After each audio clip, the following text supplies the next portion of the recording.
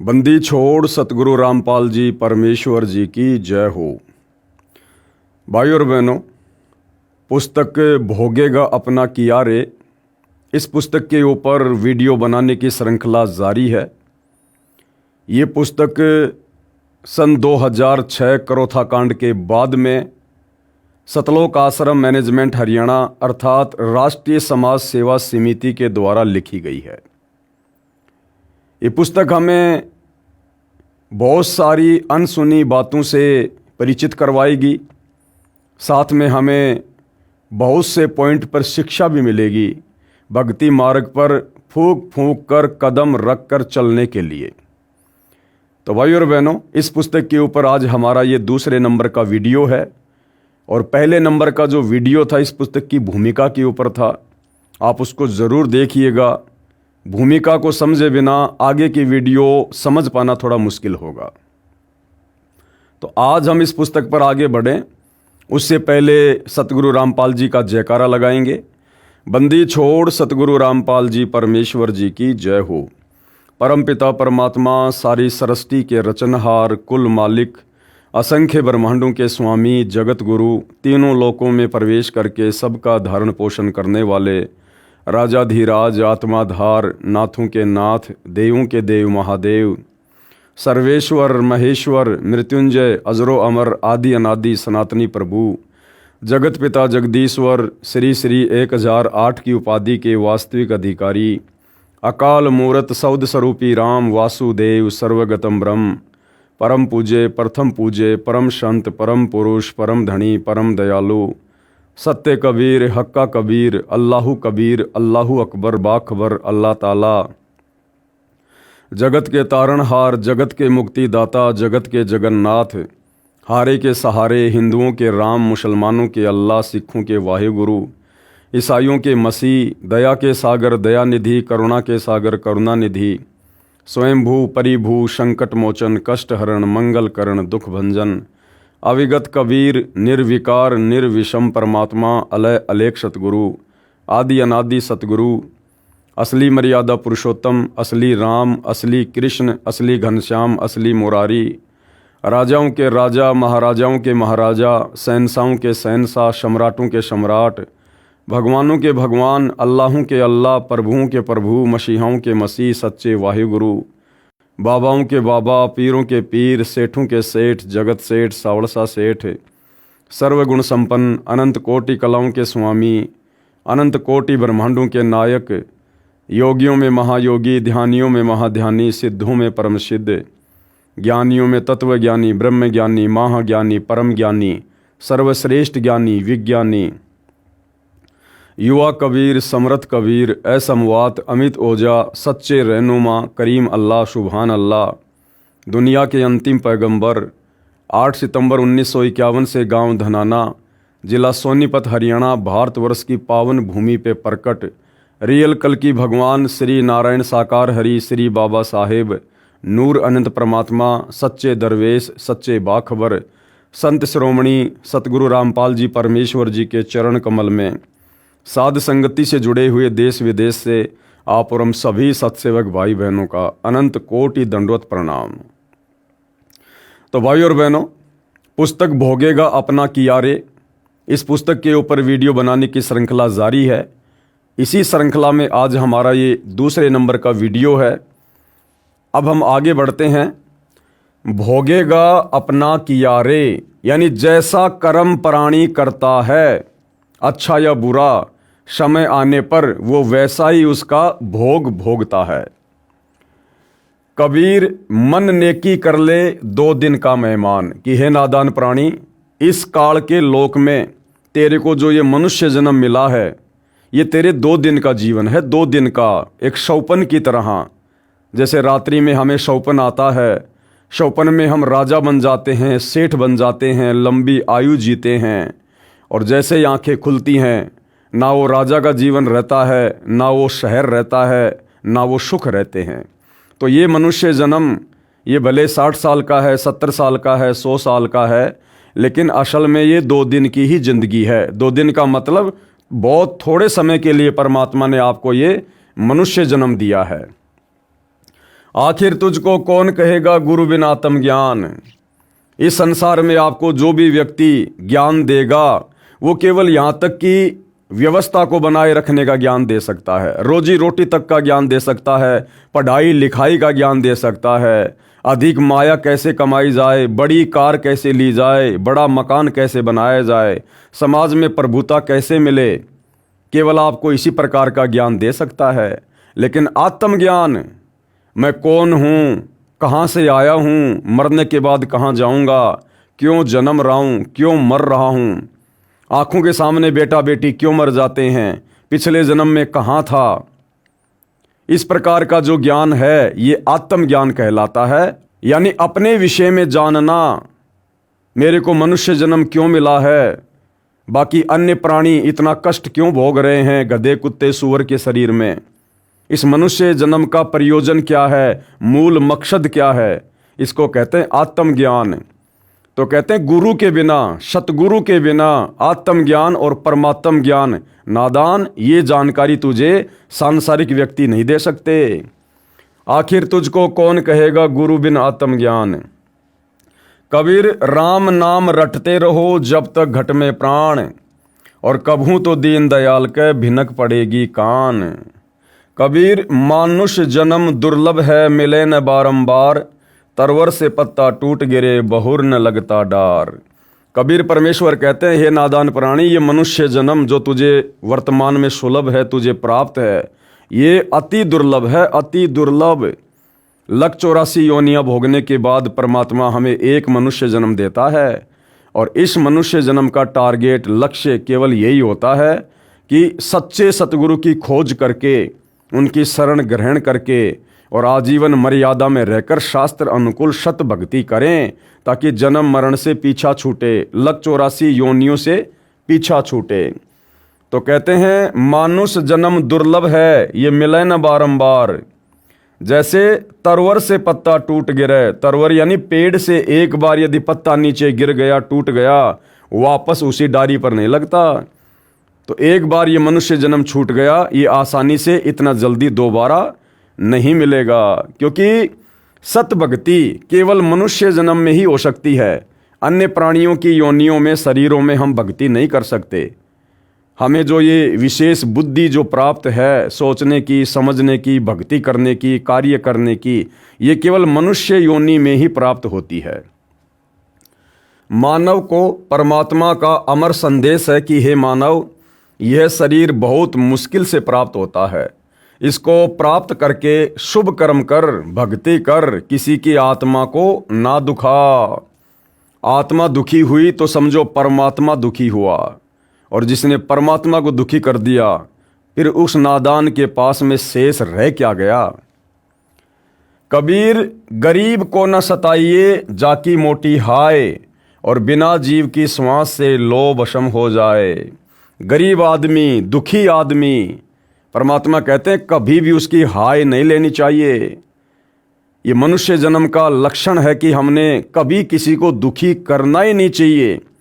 भले हमें कोई दुखी कर दे, उसे हम सहन कर लें, लेकिन हमारे से मन कर्म वचन से किसी की आत्मा को जरा भी ठेस ना पहुंचे। कबीर परमेश्वर जी अपनी वाणी में कहते हैं, कबीरा आप ठगाइए और न ठगिए कोई, आप ठगाए सुख होत है औरों को ठगे दुख होए। तो कहते हैं यदि कोई दीन दुखी को सताता है, दुखी करता है, तो वो निर्बल व्यक्ति उसका कर कुछ नहीं पाएगा। वो एक कोने में बैठ के रोएगा, परमात्मा को याद करेगा, और जब आत्मा दुखी होती है तो उसकी पुकार परमात्मा के पास जाती है।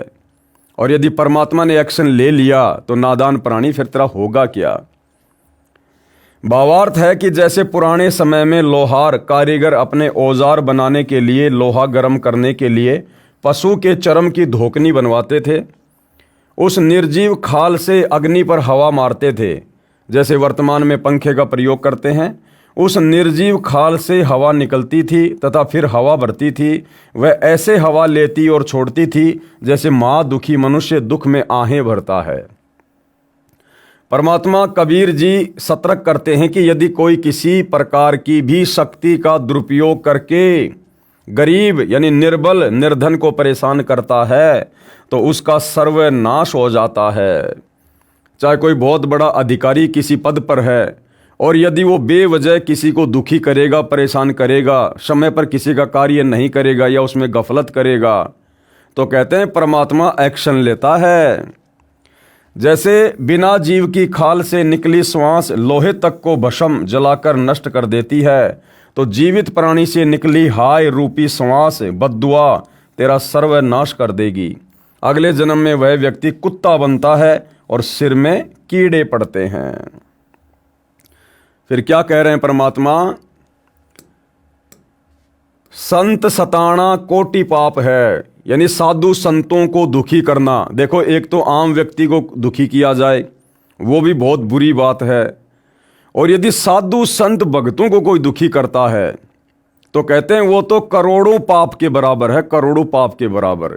क्योंकि साधु संत भगत कभी किसी को बेवजह दुखी नहीं करते, कभी किसी का बुरा नहीं सोचते। और ऐसे आत्माओं को यदि कोई दुखी करता है, वो चाहे मंत्री हो, चाहे अधिकारी हो, बहुत बड़ा कोई पैसे वाला हो, किसी भी प्रकार से सर्वशक्तिमान आदमी हो, यदि वो संत भक्तों को दुखी करता है तो वो तो करोड़ों पापों के बराबर है। अनगिन हत्या अपराधम संत सताए साहिब दुख पावे कर देत बर्बादम। और संत भगत को सताने से परमात्मा दुखी होता है, साहिब दुखी होता है, और कहते हैं फिर वो परमात्मा सताने वाले को बर्बाद करके छोड़ता है, बर्बाद करके। राम कबीर कहे मेरे संत को दुख ना दीजिए कोई। कबीर परमात्मा कहते हैं कि मेरे भगत को कभी कोई दुख मत देना। संत दुखाए मैं दुखी, मेरा आपा भी दुखी होए। और हिरणाकुश उदर विदारिया मैं ही मार्या कंस। और जो मेरे संत को दुखी करे उसका खोदूं वंश।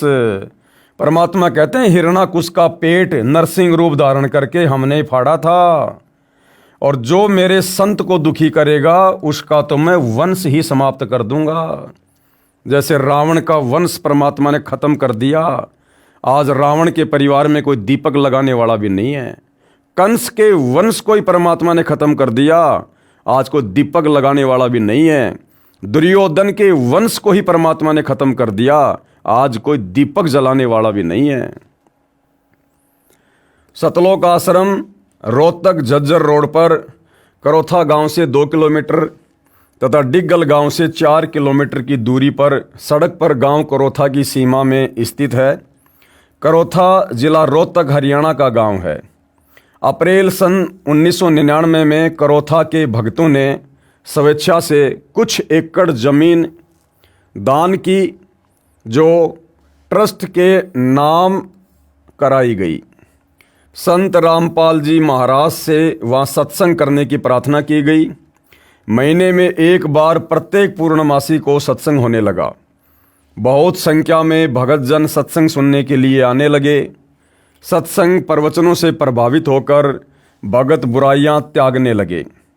शराब, तमाकू, अफीम आदि नशीली वस्तुओं को त्याग कर सभ्य और निर्विकार जीवन जीने लगे। संत रामपाल जी महाराज ने सर्वधर्मों के सदग्रंथों को पढ़ा तथा प्रत्येक धर्म तथा पंथ व समाज में की जा रही भक्ति को भी जाना। उसमें पाया कि जो भी धर्म, पंथ या समाज जिस भी ग्रंथ का नाम लेकर अपना धार्मिक प्रचार कर रहा है, वह स्वयं नहीं जानता कि आप जिस ग्रंथ को सत्य मानते हैं उसके विपरीत ज्ञान तथा भक्ति विधि बता रहे हैं। उदाहरण के लिए आर्य समाज एक धार्मिक समाज होने का दावा करता है। वह महर्षि दयानंद सरस्वती का अनुयायी है। यानी जो आर्य समाज के फॉलोवर हैं, विशेषकर हरियाणा में, वो सब के सब महर्षि दयानंद जी को अपना आदर्श मानते हैं। महर्षि दयानंद ने अपने 59 वर्ष के जीवन काल में जैसा वेदों को समझा तथा परमात्मा को जैसा जाना, वह सत्यार्थ प्रकाश नामक पुस्तक में लिख गए। यानी उन्होंने अपनी भक्ति का जो अनुभव था वो सत्यार्थ प्रकाश नाम की पुस्तक में लिख दिया। इसके साथ साथ समाज सुधार के जो नियम महर्षि दयानंद जी ने बताए कि मेरे अनुयायी इन नियमों का पालन करें, वह भी सत्यार्थ प्रकाश के 4थे अध्याय में लिखा हुआ है। महर्षि दयानंद सरस्वती तथा उनके अनुयायी आर्य समाजियों का मानना है कि चारों वेद, कौन कौन से? ऋग्वेद, यजुर्वेद, सामवेद तथा अथर्ववेद सत्य ज्ञान युक्त पुस्तक हैं। यानी वेदों का ज्ञान बिल्कुल सत्य है, इसमें कोई मेन मेक नहीं है। इस बात को महर्षि दयानंद सरस्वती जी भी मानते हैं और उनके फॉलोअर भी मानते हैं। वे यहाँ तक कहते हैं कि हम वेद के अतिरिक्त किसी आध्यात्मिक पुस्तकों को सत्य नहीं मानते जिनका ज्ञान वेदों से नहीं मिलता। बिल्कुल सही बात है। संत रामपाल जी महाराज ने सत्यार्थ प्रकाश के ज्ञान की तुलना वेदों से ही करके सिद्ध कर दिया कि महर्षि दयानंद जी को वेद ज्ञान कतई नहीं था। अब जब सतगुरु रामपाल जी ने महर्षि दयानंद जी के द्वारा लिखी पुस्तक सत्यार्थ प्रकाश को पढ़ा और पढ़ने के बाद में जब उन्होंने समाज को बताया वेदों से तुलना करके, क्योंकि आर्य समाजियों ने इस बात पर विशेष जोर दे रखा था कि महर्षि दयानंद जी ने वेदों को गहनता से पढ़ा है, समझा है और वेदों में जो कुछ लिखा है उसका संक्षिप्त रूप उनके द्वारा लिखी पुस्तक सत्यार्थ प्रकाश है। यानी वेद बहुत लंबे चौड़े हैं, आम आदमी नहीं पढ़ सकता। इसलिए महर्षि दयानंद जी ने जिस प्रकार से चारों वेदों का सार पवित्र गीता जी को बना दिया है, उसी प्रकार से महर्षि दयानंद जी ने चारों वेदों का सार निष्कर्ष अपनी पुस्तक सत्यार्थ प्रकाश में लिख दिया है। और सतगुरु रामपाल जी ने जब महर्षि दयानंद जी के द्वारा लिखी उस पुस्तक को पढ़ा और वेदों से तुलना की तो पाया कि महर्षि जी के द्वारा लिखी गई सत्यार्थ प्रकाश का ज्ञान तो वेदों के बिल्कुल विपरीत है। कहीं मैच ही नहीं हो रहा, कहीं मेल ही नहीं खा रहा है और दुनिया उस पुस्तक को वेदों के ज्ञान से परिपूर्ण मानकर पढ़ रही है और भक्ति कर रही है। तो जब सतगुरु रामपाल जी ने समाज में ये बातें बताना शुरू की और समाचार पत्रों में लेख लिखकर ये बताया कि महर्षि दयानंद जी को तो वेदों का भी ज्ञान नहीं था, समाज सुधार का ज्ञान तो बहुत दूर की बात है। सत्यार्थ प्रकाश के ज्ञान की तुलना वेदों से ही करके सिद्ध कर दिया कि महर्षि दयानंद जी को वेद ज्ञान कतई नहीं था, न ही उनको समाज सुधार का ज्ञान था, क्योंकि वे स्वयं तमाकू सूंघते थे। महर्षि दयानंद जी तमाकू सूंघा करते थे। अरे समाज सुधारक तो लोगों को नशे से दूर करते हैं और महर्षि दयानंद जी खुद तमाकू सूंघा करते थे, हुक्का पिया करते थे, भांग पिया करते थे, तमाकू खाते थे और हुक्का पीते थे। सन 1875 में आर्य समाज की स्थापना हुई। सन 1877 में स्वयं हुक्का पीते थे। पढ़ें इसी पुस्तक के पेज नंबर 148 पर, हम आगे पढ़ेंगे। अब आगे क्या बता रहे हैं सतगुरु रामपाल जी? महर्षि दयानंद का वेद विरुद्ध आध्यात्मिक ज्ञान, यानी सत्यार्थ प्रकाश में कहाँ कहाँ वेदों के विरुद्ध ज्ञान दयानंद सरस्वती जी ने लिख रखा है। सतगुरु रामपाल जी ने उस पुस्तक को गहनता से पढ़कर समाज के सामने प्रस्तुत किया। महर्षि दयानंद सरस्वती जी ने सत्यार्थ प्रकाश, जिसके प्रकाशक हैं वैदिक यतिमंडल दयानंद मठ दीनानगर पंजाब तथा मुद्रक हैं आचार्य प्रिंटिंग प्रेस दयानंद मठ गोहाना मार्ग रोहतक, इसके समोल्लास नंबर 12 पेज नंबर 342 पर अनुभूमिका में लिखा है कि आपस में वाद प्रतिवाद करने से सत्य असत्य का निर्णय होता है। यानी किसी भी ज्ञान के ऊपर वाद प्रतिवाद करने से, एक प्रकार से डिबेट करने से उस ज्ञान के ऊपर, उस पुस्तक के ऊपर वो ज्ञान और अधिक निखर कर सामने आता है और ये वाद प्रतिवाद अवश्य करनी चाहिए। इसी आधार से संत रामपाल जी महाराज ने समाचार पत्रों के माध्यम से लेख लिखकर ज्ञान चर्चा की थी, जिसके प्रतिवाद में आर्य समाजियों ने भी लेख लिखे थे जो कोरी झूठ थी। विद्वान जनता उनसे दूर होने लगी। ज्ञान चर्चा का अंश निम्न पढ़िए। क्या क्या ज्ञान चर्चा है जो सतगुरु रामपाल जी ने वेदों से तुलना करके सत्यार्थ प्रकाश के उस झूठे ज्ञान को विशेषकर हरियाणा में समाचार पत्रों में छापकर लोगों को दिखाया। महर्षि दयानंद जी सत्यार्थ प्रकाश नामक पुस्तक के समोल्लास नंबर 7 पेज नंबर 154 पर लिखते हैं कि परमात्मा निराकार है। दयानंद जी ने क्या कहा कि परमात्मा परमेश्वर निराकार है, वो दिखाई नहीं देता है, वो साकार नहीं है। कहाँ लिखा है?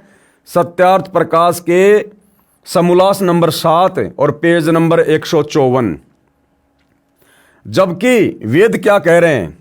वेद कह रहे हैं ऋग्वेद मंडल 9 सूक्त 86 मंत्र 26 और 27, ऋग्वेद मंडल 9 सूक्त 82 मंत्र 1 से 3, ऋग्वेद मंडल 9 सूक्त 96 मंत्र 18 से 20, ऋग्वेद मंडल 9 सूक्त 94 मंत्र 1 तथा सूक्त 95 मंत्र 2 तथा यजुर्वेद अध्याय 7 मंत्र 39 नरव्रत महान इंद्र लिखा है तथा ऋग्वेद मंडल 1 सूक्त 31 मंत्र 17 मनुष्यवत अग्नि लिखा है। अग्नि यानी परमात्मा, मनुष्यवत यानी मनुष्य के समान।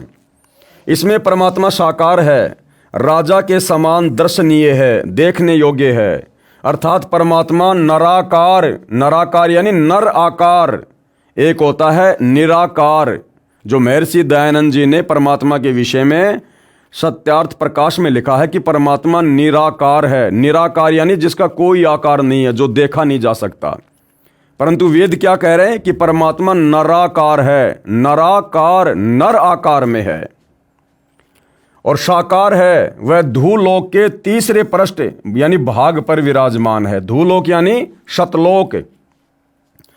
इन वेद मंत्रों के अनुवादकर्ता भी आर्य समाजी हैं तथा प्रकाशक भी सार्वदेशिक आर्य प्रतिनिधि सभा दिल्ली है। महर्षि दयानंद जी का सत्यार्थ प्रकाश वाला सिद्धांत गलत सिद्ध हुआ। यानी परमात्मा की स्थिति को लेकर महर्षि दयानंद सरस्वती जी ने जो अपनी पुस्तक सत्यार्थ प्रकाश में लिखा है कि परमात्मा निराकार है, उसको देखा नहीं जा सकता। जबकि वेद कह रहे हैं कि परमात्मा मनुष्यवत है, मनुष्य के समान शरीर है उसका, मनुष्य के समान दिखाई देता है परमात्मा, साकार है, नराकार है, नर आकार में है परमात्मा। पुस्तक है जीवन चरित्र महर्षि दयानंद सरस्वती। ये जो पुस्तक है जीवन चरित्र महर्षि दयानंद सरस्वती, इसके पेज नंबर 294 पर महर्षि दयानंद ने कहा है कि जो संसार में दिखाई देता है ये सब उसी का रूप है। जो संसार में दिखाई दे रहा है ये सब परमात्मा का ही रूप है। जो पेड़ दिखाई दे रहा है वो भी परमात्मा का रूप है, जो पहाड़ दिखाई दे रहा है वो भी परमात्मा का रूप है, जो जानवर दिखाई दे रहा है वो भी परमात्मा का रूप है।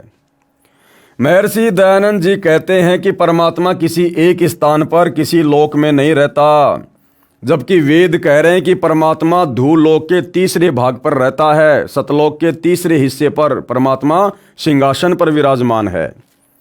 सत्यार्थ प्रकाश के समोल्लास नंबर 7 पेज नंबर 153, समोल्लास 14 पेज नंबर 480 481 पर, जबकि ऋग्वेद मंडल 9 सूक्त 86 मंत्र 27, ऋग्वेद मंडल 9 सूक्त 54 मंत्र 3 तथा ऋग्वेद मंडल 9 सूक्त 96 मंत्र 18 से 20 में स्पष्ट है कि परमात्मा धूलोक के तीसरे पृष्ठ अर्थात स्थान पर विराजमान है, एक देशीय है।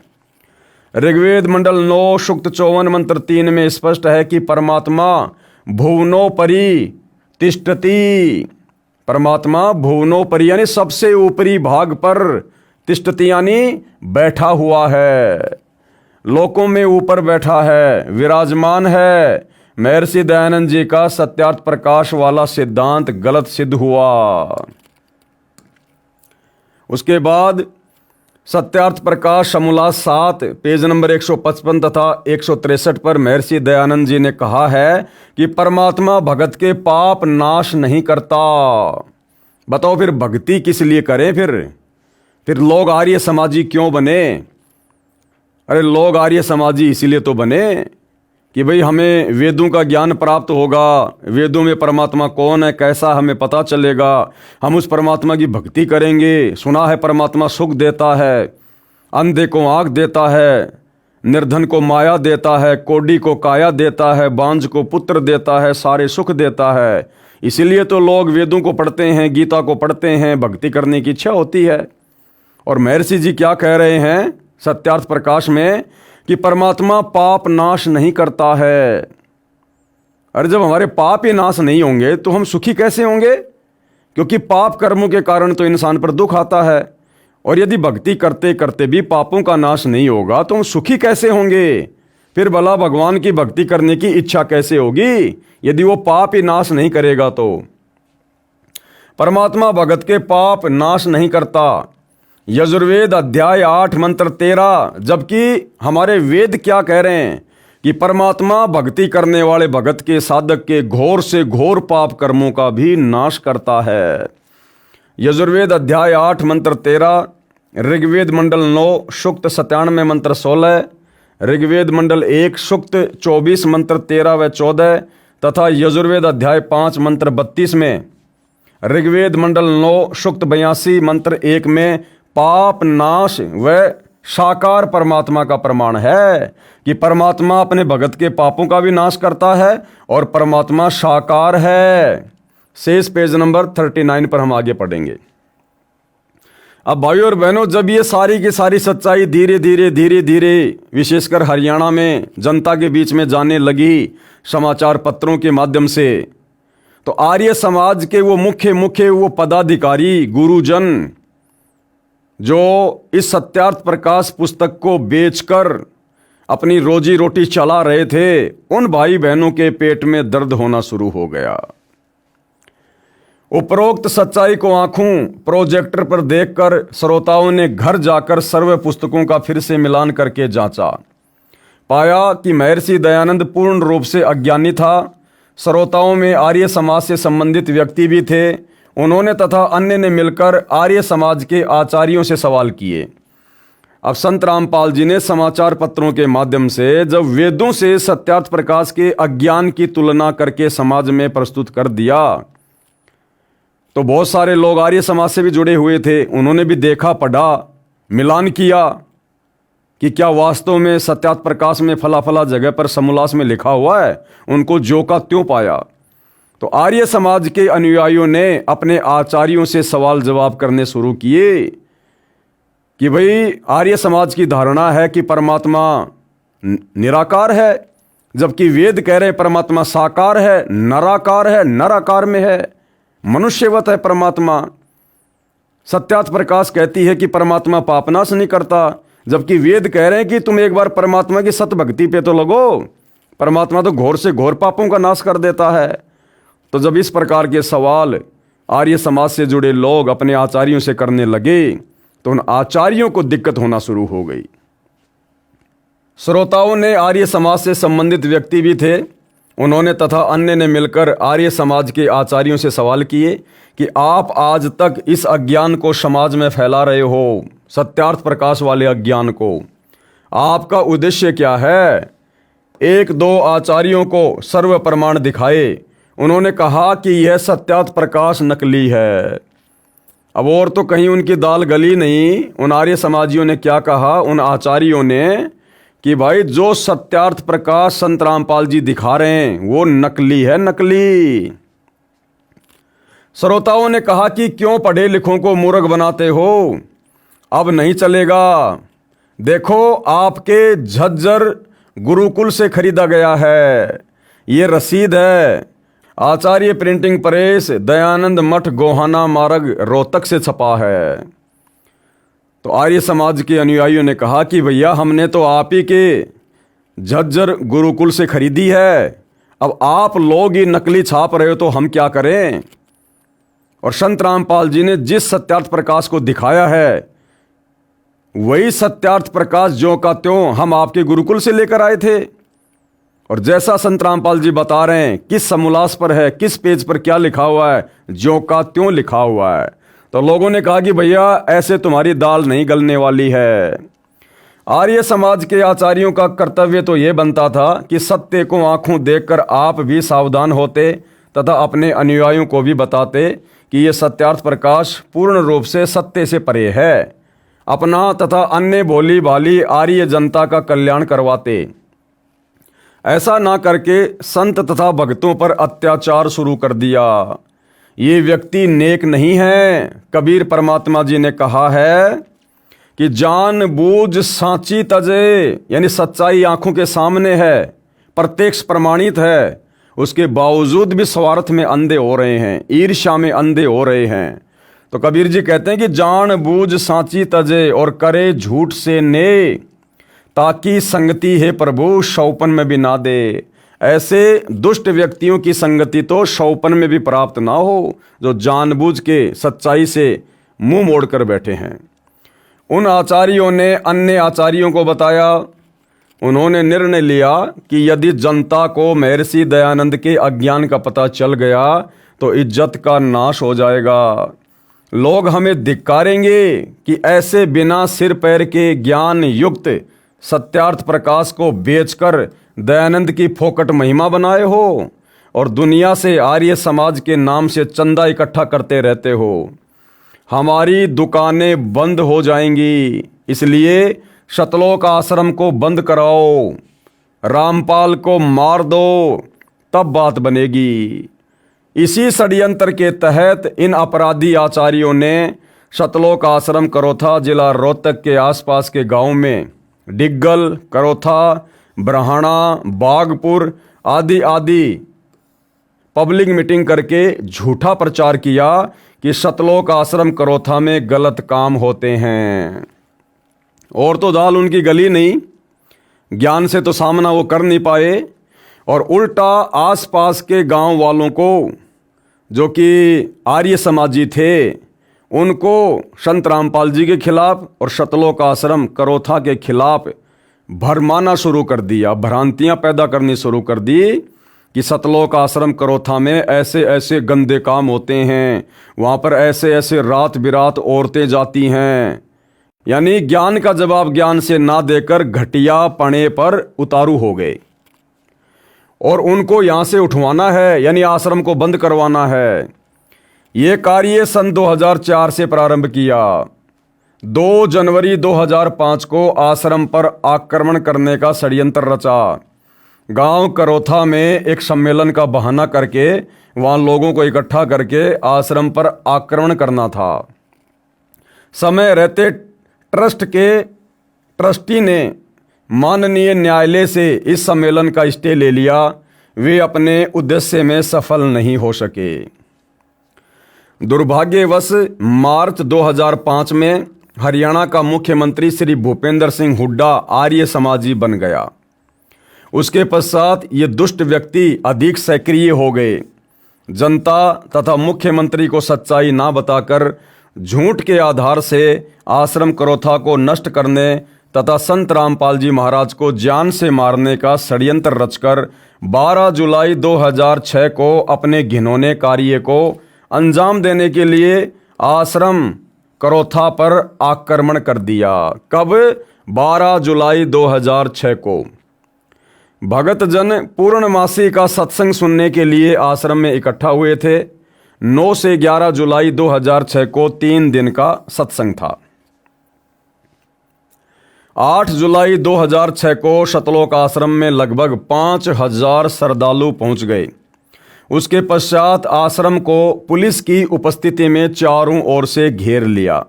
न तो बाहर से कोई भगत अंदर आने दिया तथा न ही आश्रम से बाहर जाने दिया।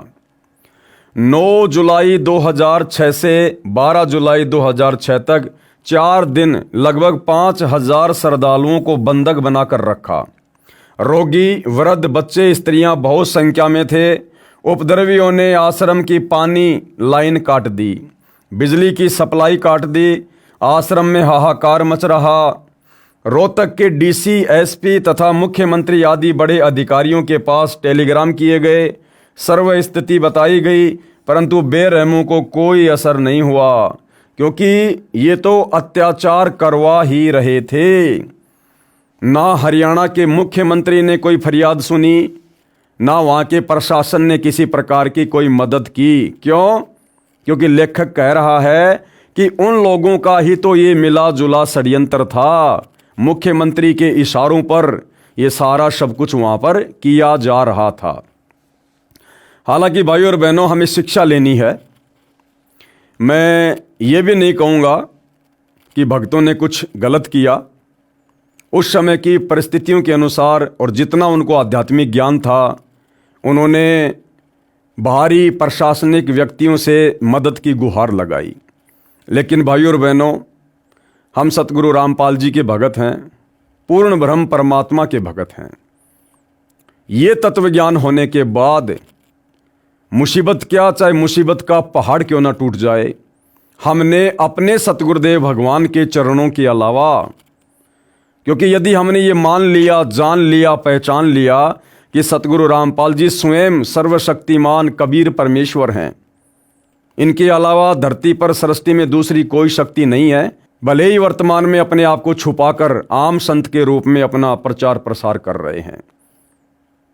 यदि हमें यह समझ में आ गया कि संत रामपाल जी कौन हैं, तो भाइयों और बहनों, हमने शौपन में भी किसी भी प्रकार की आपत्ति विपत्ति या समस्या के निराकरण के लिए, समाधान के लिए अपने गुरुदेव भगवान के अलावा, चाहे प्रधानमंत्री आपका पड़ोसी क्यों ना है, बहुत बड़ा अधिकारी कोई आपका घर का सदस्य क्यों ना है, हमने उनसे किसी भी प्रकार की गुहार नहीं लगानी है।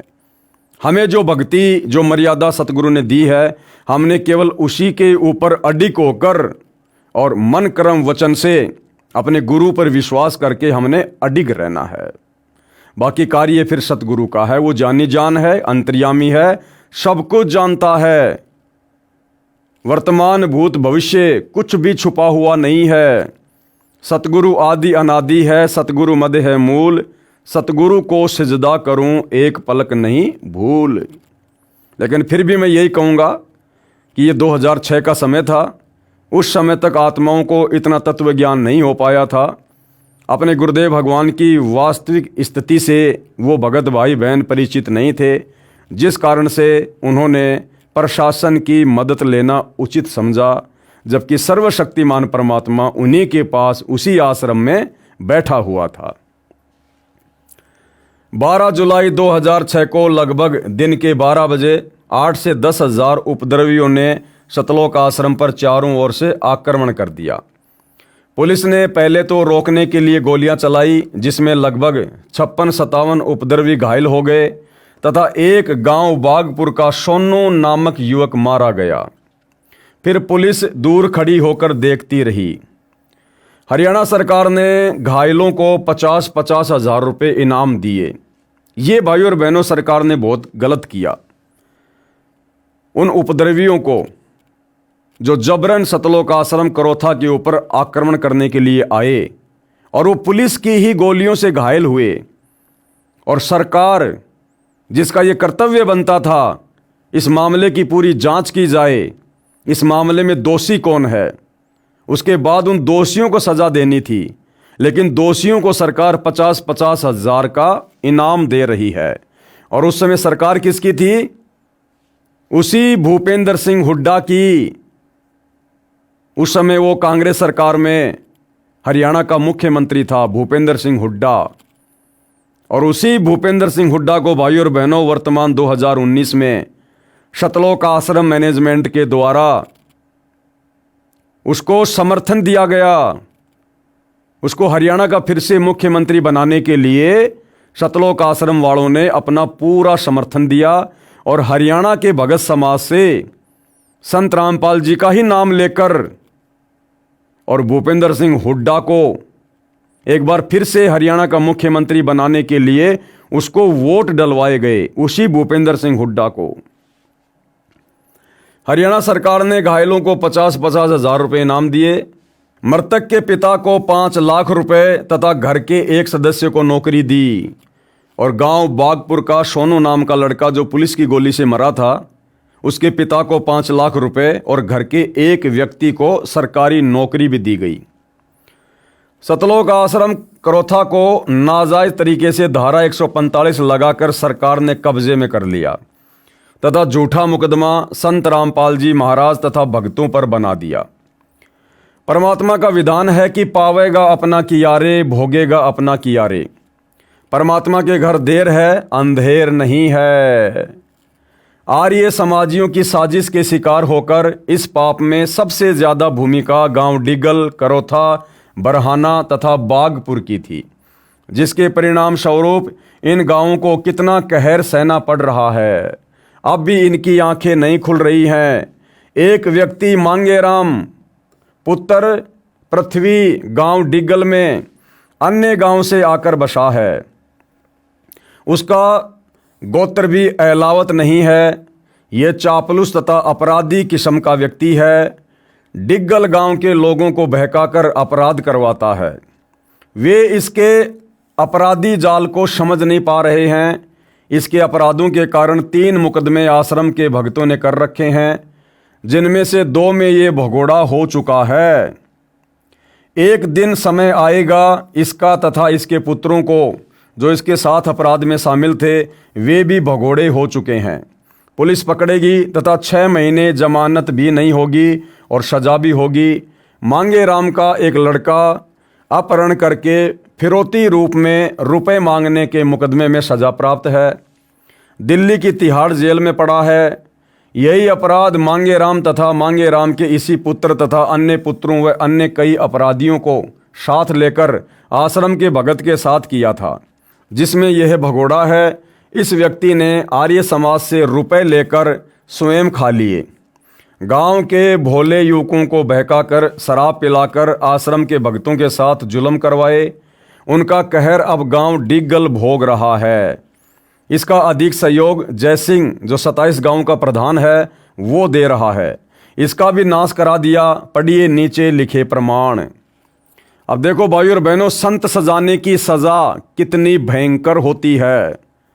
जिन विशेष गांवों ने, जिनमें आर्य समाजियों की तादाद ज़्यादा थी, उन गांव वालों के ऊपर 2006 करोथा कांड के बाद किस प्रकार से आपत्तियों का कहर टूटा, संत सताने की उनको सजा मिली, यहां पर लिखा जा रहा है। डिग्गल गांव में मौत का कहर। हम बड़े दुख के साथ लिख रहे हैं कि कुछ दुष्ट लोगों के बहकावे में आकर सन 2006 में करोथा कांड करके संत तथा भक्तों को सताकर कैसा कष्ट उठा रहे हैं। करोथा आश्रम के आसपास के गांव हम किसी का अपमान करने का उद्देश्य नहीं रखते, अपितु सतर्क करना चाहते हैं कि अब तो आंखें खोल लो और कितना नाश करना चाहते हो। संत तथा भगत कभी बद्दुआ नहीं देते, वे परमात्मा के सामने रोते हैं। परमात्मा ही उन अपराधियों को दंड देता है। लेखक क्या कह रहा है कि संत भगत हमेशा परमात्मा के आगे रोते हैं, फिर परमात्मा ही उनको दंड देता है। भाई, जब करोथा कांड हो रहा था तो फिर प्रशासन से मदद क्यों मांगी गई? परमात्मा तो वहीं आश्रम में बैठे हुए थे संत रामपाल जी के रूप में। फिर आश्रम के भक्तों ने प्रशासन से मदद क्यों मांगी? क्या परमात्मा सक्षम नहीं था, या आप लोग उस समय सतगुरु रामपाल जी को परमात्मा के रूप में नहीं मान रहे थे? दोनों में से एक कारण है। गांव डिग्गल का एक अभय नाम का आदमी का लड़का भुंडू आश्रम में घुसा और भक्तों के साथ झगड़ा किया। उस लड़के की छाती में कैंसर हो गई, मौत को प्राप्त हुआ। अब देखते जाना भाइयों और बहनों, किस प्रकार से लाशों की लाइन लगती है। जिन लोगों ने 2006 करोथा कांड में विशेष भूमिका निभाई, संत को दुखी किया, भक्तों को दुखी किया, परमात्मा का विधान उनके ऊपर लागू हुआ। अभय ने गुरुजी तथा भक्तों पर झूठा मुकदमा किया था। अभय ने भक्तों पर और सतगुरु रामपाल जी पर झूठा मुकदमा किया था, जिसकी सजा फिर आगे चलकर उसने पाई, जो न्यायालय में निराधार साबित हुआ। कुछ दिन के बाद उसकी जीभ में कैंसर हो गई। 3 महीने तक भूखा मरता रहा और अंत में तड़फ तड़फ कर मर गया। फिर उसी आदमी अभय का बड़ा बेटा रोहतास, जिसके पूरे शरीर पर फोड़े निकल आए और कोढ़ की तरह चोने लगा और 1 महीने तक कपड़े नहीं डाले, सिर्फ चादर ढके रहता और अंत में तड़फ तड़फ कर मर गया। उसी अभय का तीसरा बेटा गोली खाकर मर गया। इस प्रकार उसके 3 बेटे तथा स्वयं तड़फ तड़फ कर मरे। नंबर 2,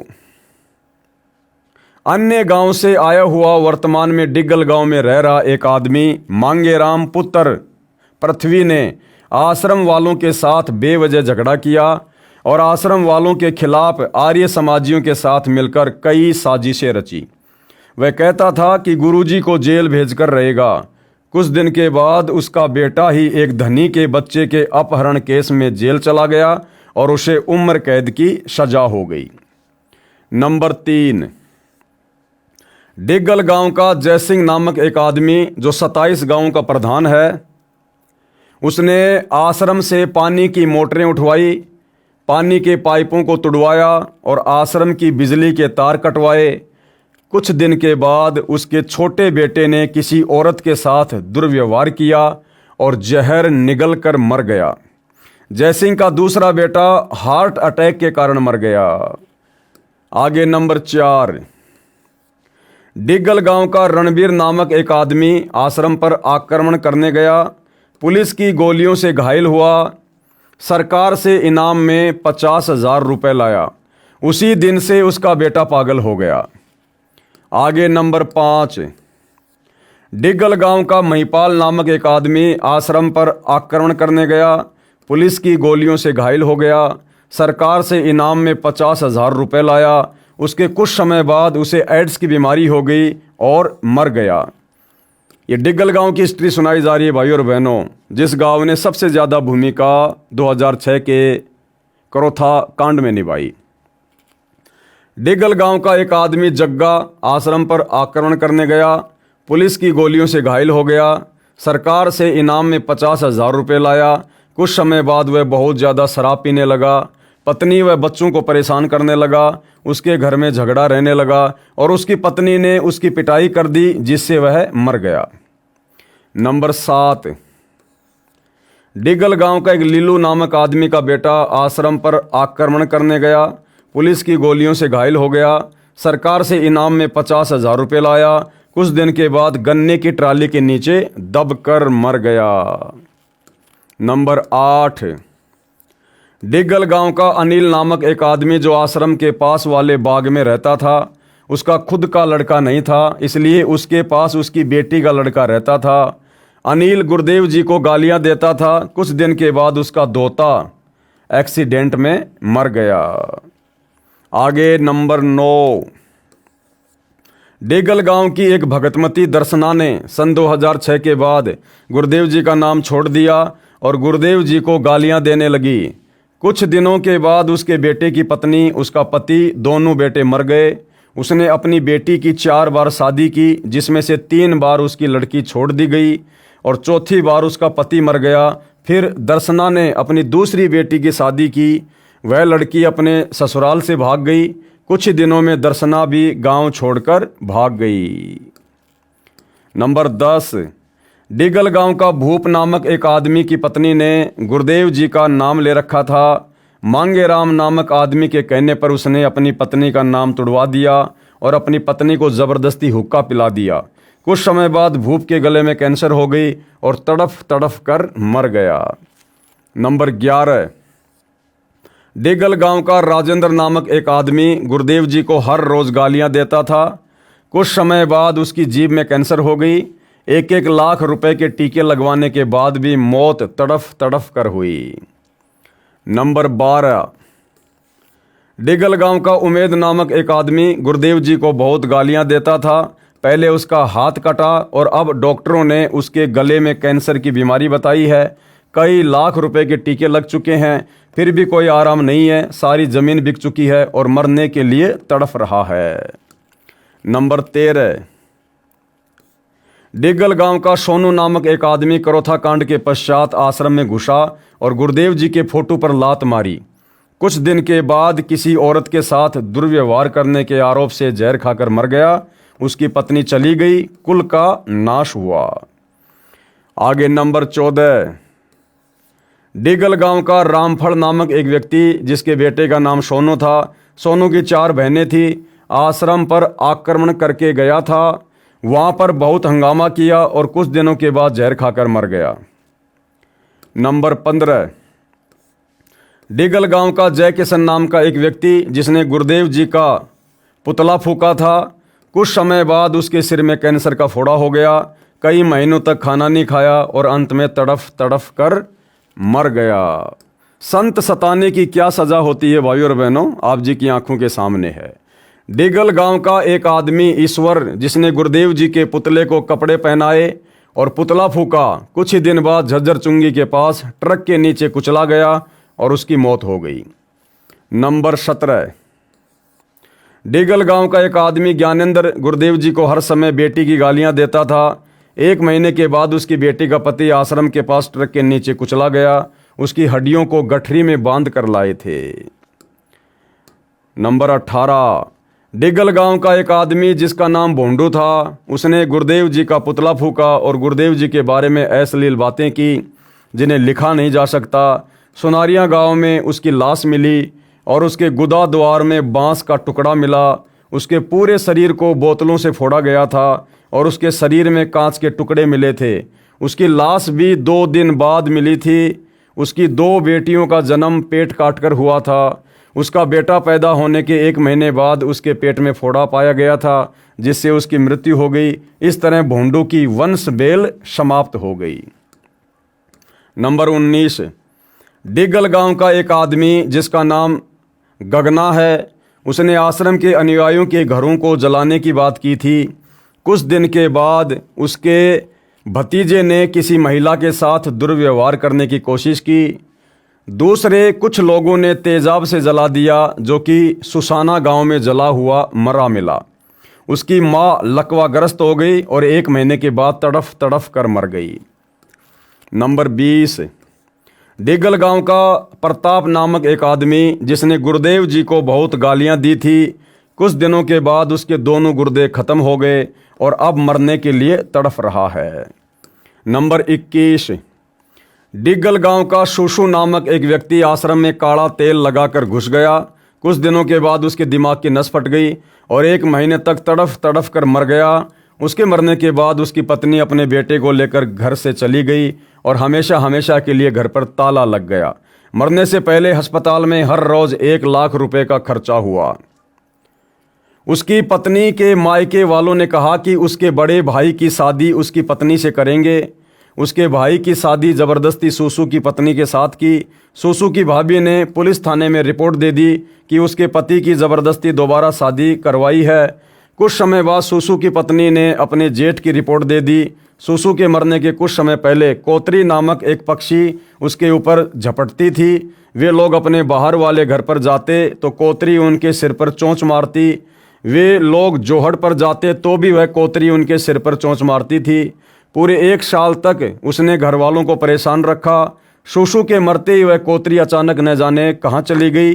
शूशु की पत्नी के रिपोर्ट देने के बाद आज उसका भाई जेल में बंद है।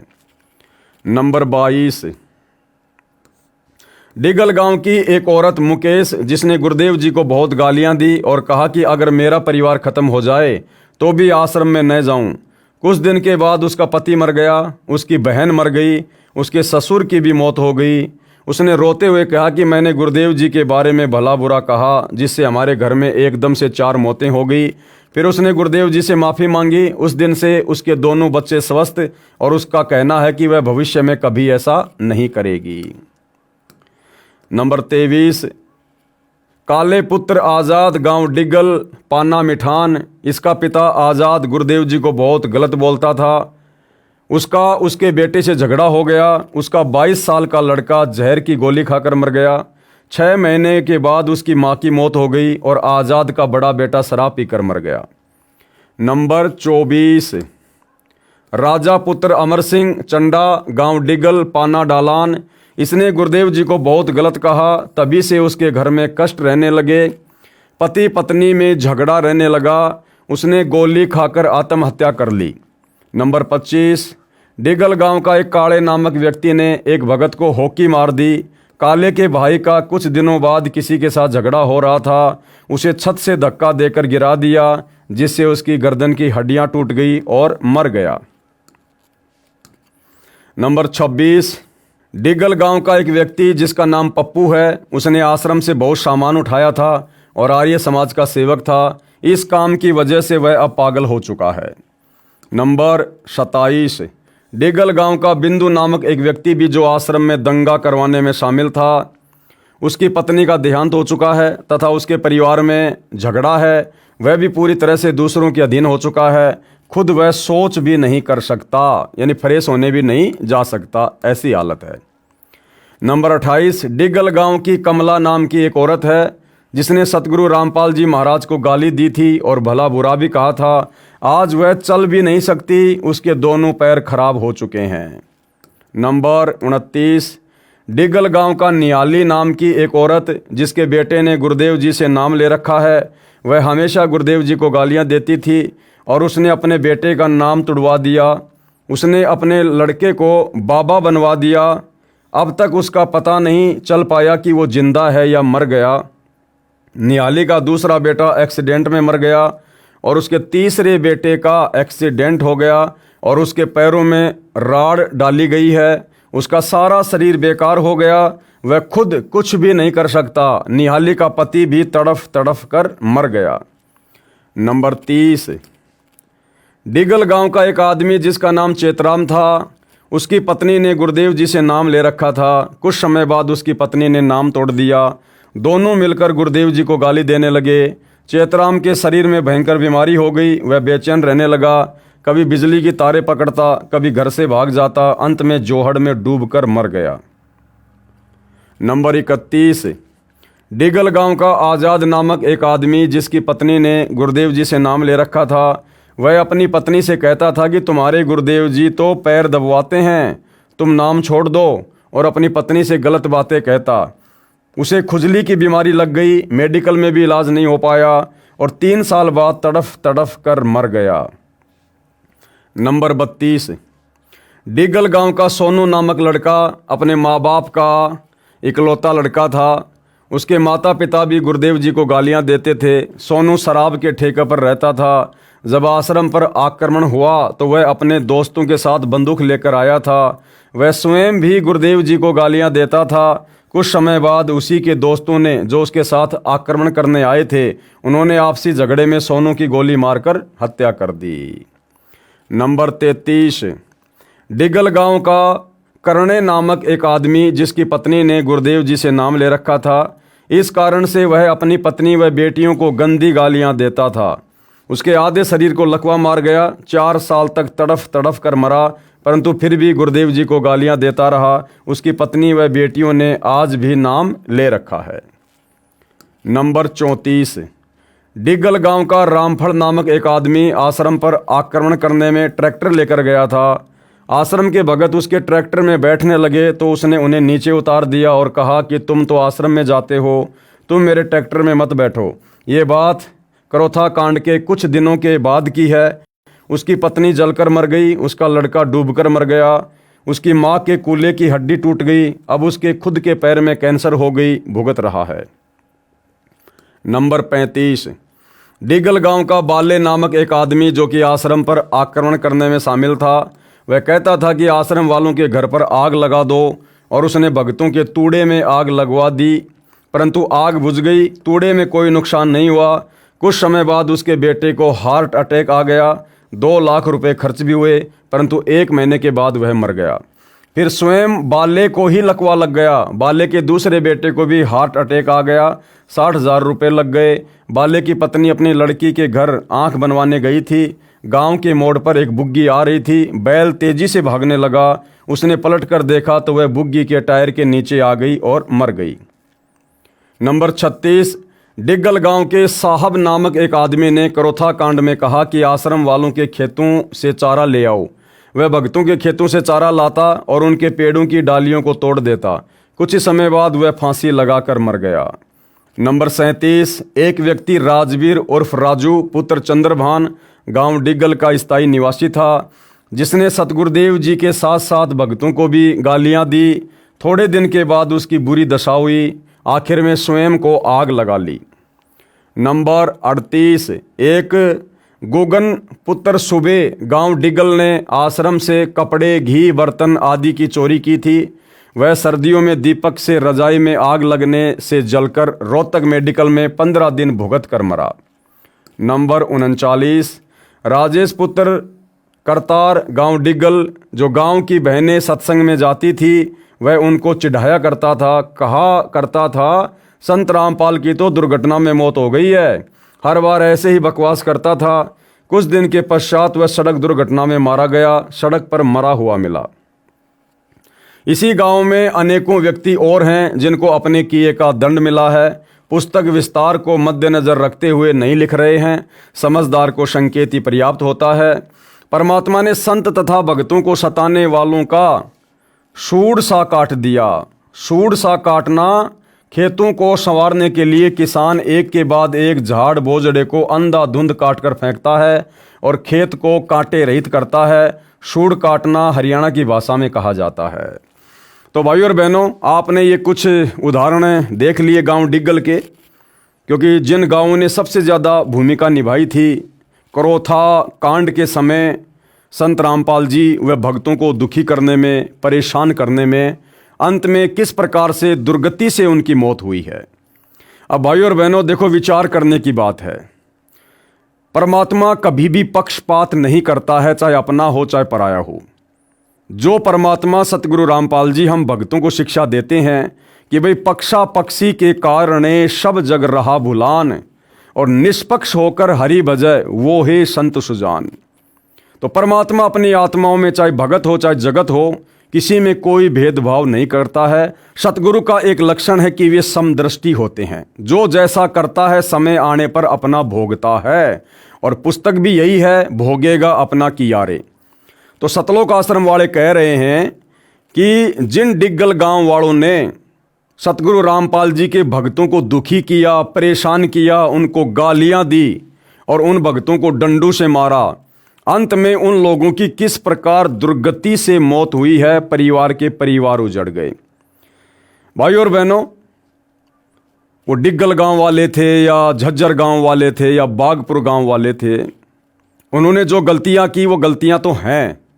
संत को चाहे अनजाने में दुखी करो चाहे जानबूझ के दुखी करो, वो कर्म तो बन गया, लिखा गया, जो आगे चलकर भोगना भी होता है। उनका बुरा समय जल्दी आ गया और उन्होंने अपनी सजा पाई। लेकिन भाइयों और बहनों, खुद सतलोक आश्रमों से जुड़े भक्तों ने, सतगुरु रामपाल जी के परिवार ने, उनके भाई बंधु रिश्तेदारों ने क्या बरवाला कांड 2014 में कुछ वैसी ही भूमिका नहीं निभाई है जिस प्रकार की भूमिका करोथा कांड के समय इन डिग्गल गांव वालों ने निभाई। अरे उन गांव वालों को तो ज्ञान नहीं था, वो तो अध्यात्म से अपरिचित थे, वो तो गलतियां कर सकते थे। लेकिन सतगुरु रामपाल जी का परिवार तो पिछले 25-30 वर्षों से उनकी भक्ति कर रहा था, आध्यात्मिक ज्ञान से परिचित था। फिर इन लोगों ने भक्तों को संत रामपाल जी के नाम की आड़ में कमांडो बनाकर, उनके हाथों में पत्थर देकर, पेट्रोल बम देकर, लठ देकर, बंदूकें देकर पुलिस प्रशासन के सामने मरने मारने के लिए क्यों खड़ा कर दिया। क्या ये गलती नहीं है? क्या ये लोग दोषी नहीं हैं? सतगुरु रामपाल जी जब पृथ्वी पर आते हैं, ये एक अच्छे और सच्चे नागरिक की भी भूमिका करते हैं। अगर संत ही देश का कानून तोड़ेगा, न्यायालय की अवहेलना करेगा, तो भला संत के शिष्य फिर उनकी आज्ञा कैसे मानेंगे? इसलिए तत्वदर्शी संत जब कभी पृथ्वी पर आता है, वो एक अच्छे और सभ्य नागरिक की भूमिका करता है। लेकिन सतगुरु रामपाल जी के अनेकों झूठे मेडिकल सतलोक आश्रम मैनेजमेंट हरियाणा ने चंडीगढ़ हाई कोर्ट में पेश किए और सरेआम कहा गया कि संत रामपाल जी बहुत भयंकर बीमार हैं, उनको देखने की भी समस्या है, वो बिस्तर से उठ भी नहीं सकते, उनको हार्ट अटैक की प्रॉब्लम है। ये बरवाला कांड में आपने इंटरव्यू तो सुने होंगे सतलोक आश्रम के मुख्य भक्तों के मुख से, और किस प्रकार से भोले भाले भक्तों को सतगुरु रामपाल जी के झूठे आदेश की आड़ में बरगलाकर, उनको काले कपड़े पहनाकर, कमांडो बनाकर, हाथों में हथियार देकर, और किस प्रकार से पुलिस प्रशासन से लड़वा दिया। और इसी लड़ाई में हमारे 6 भगत भाई बहनों की मृत्यु हुई। इसका जिम्मेदार कौन है? इसका जिम्मेदार कौन? अगर करोथा कांड के जिम्मेदार डिग्गल गांव वाले हैं, तो बरवाला कांड के जिम्मेदार कौन? बरवाला कांड के बाद में किस गांव में मौतों का कहर टूटा, क्यों नहीं लिखा सतलोक आश्रम वालों ने?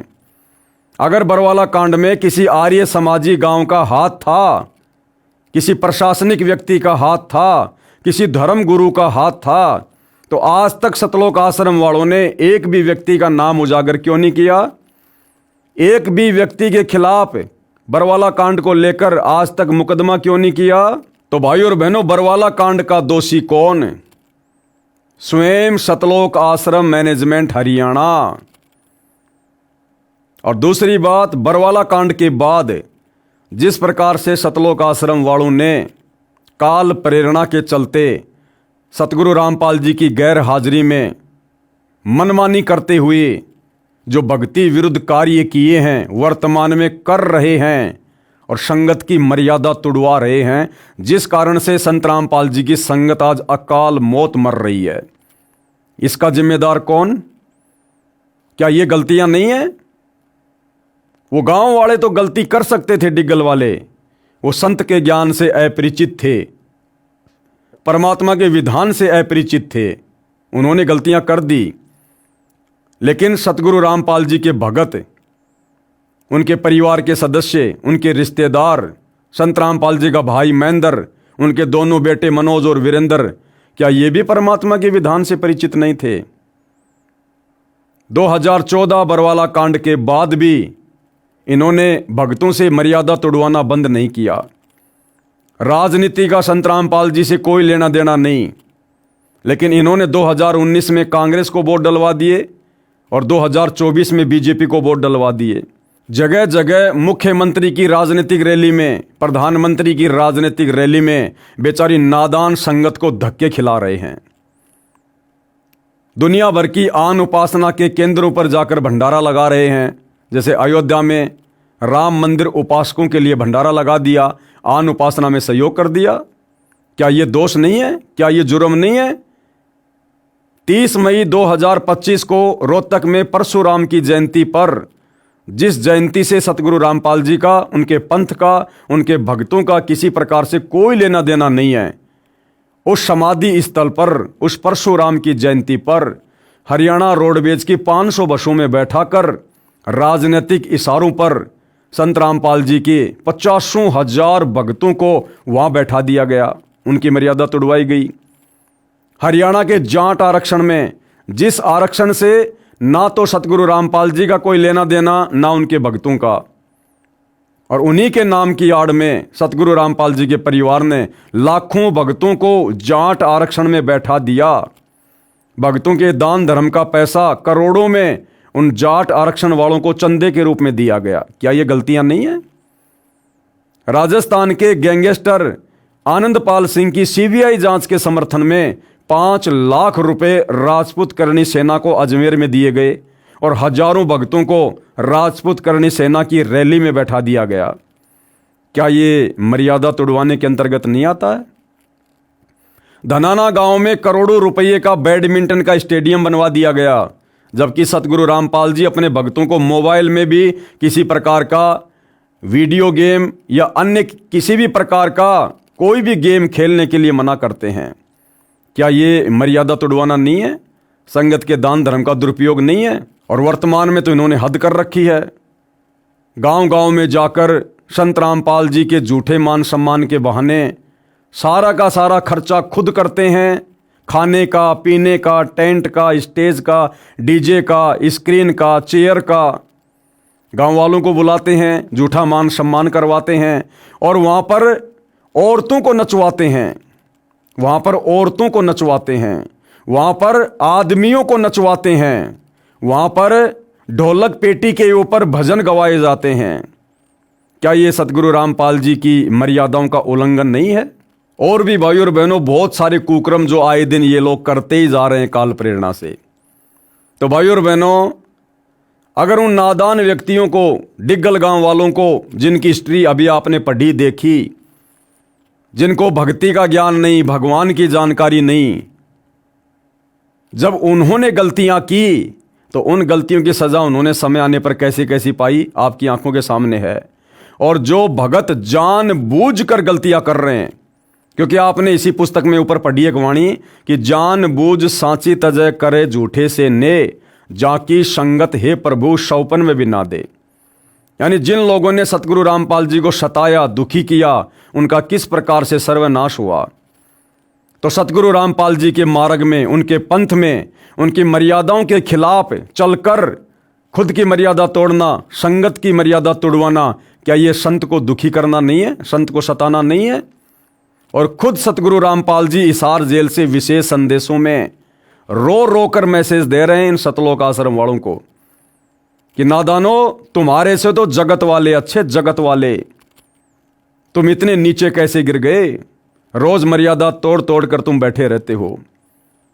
आज ये लोग हिसार जेल में बैठे सतगुरु रामपाल जी को बाहर अपने कुकर्मों के चलते, मर्यादा तोड़ने और संगत से तुड़वाने के चलते रोजाना खून के आंसू रुला रहे हैं। तो क्या ये संत को सताना नहीं है? जब उन डिग्गल गांव वालों को सजा मिली है तो क्या समय आने पर ये भगत सजा के भागी नहीं होंगे? भाई और बहनों, उन डिग्गल गांव वालों से भी भयंकर सजा आने वाले दिनों में सतगुरु रामपाल जी के परिवार को और उस परिवार के पीछे अंधी होकर चल रही नादान संगत को भुगतना पड़ेगा। संत का विधान, परमात्मा का विधान, जगत हो या भगत हो, सबके ऊपर समान रूप से लागू होता है।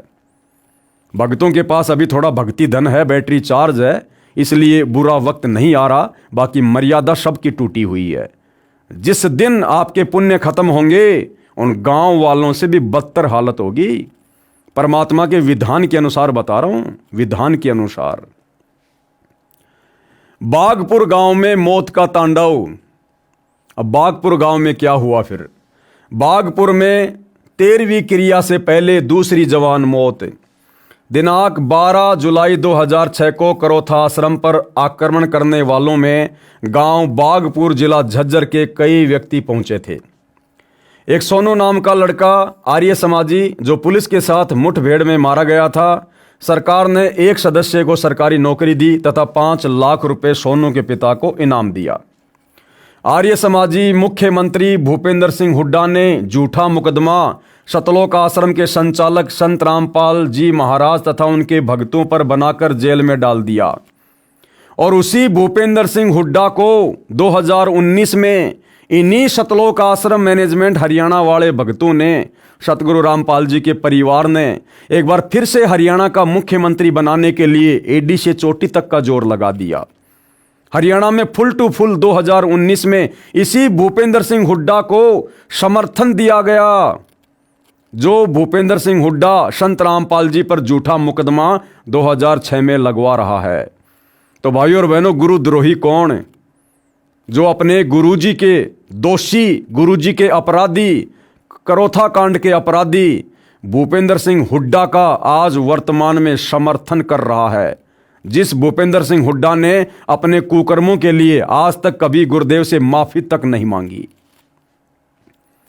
आर्य समाजी मुख्यमंत्री भूपेंद्र सिंह हुड्डा ने झूठा मुकदमा सतलोक आश्रम के संचालक संत रामपाल जी महाराज तथा उनके भक्तों पर बनाकर जेल में डाल दिया।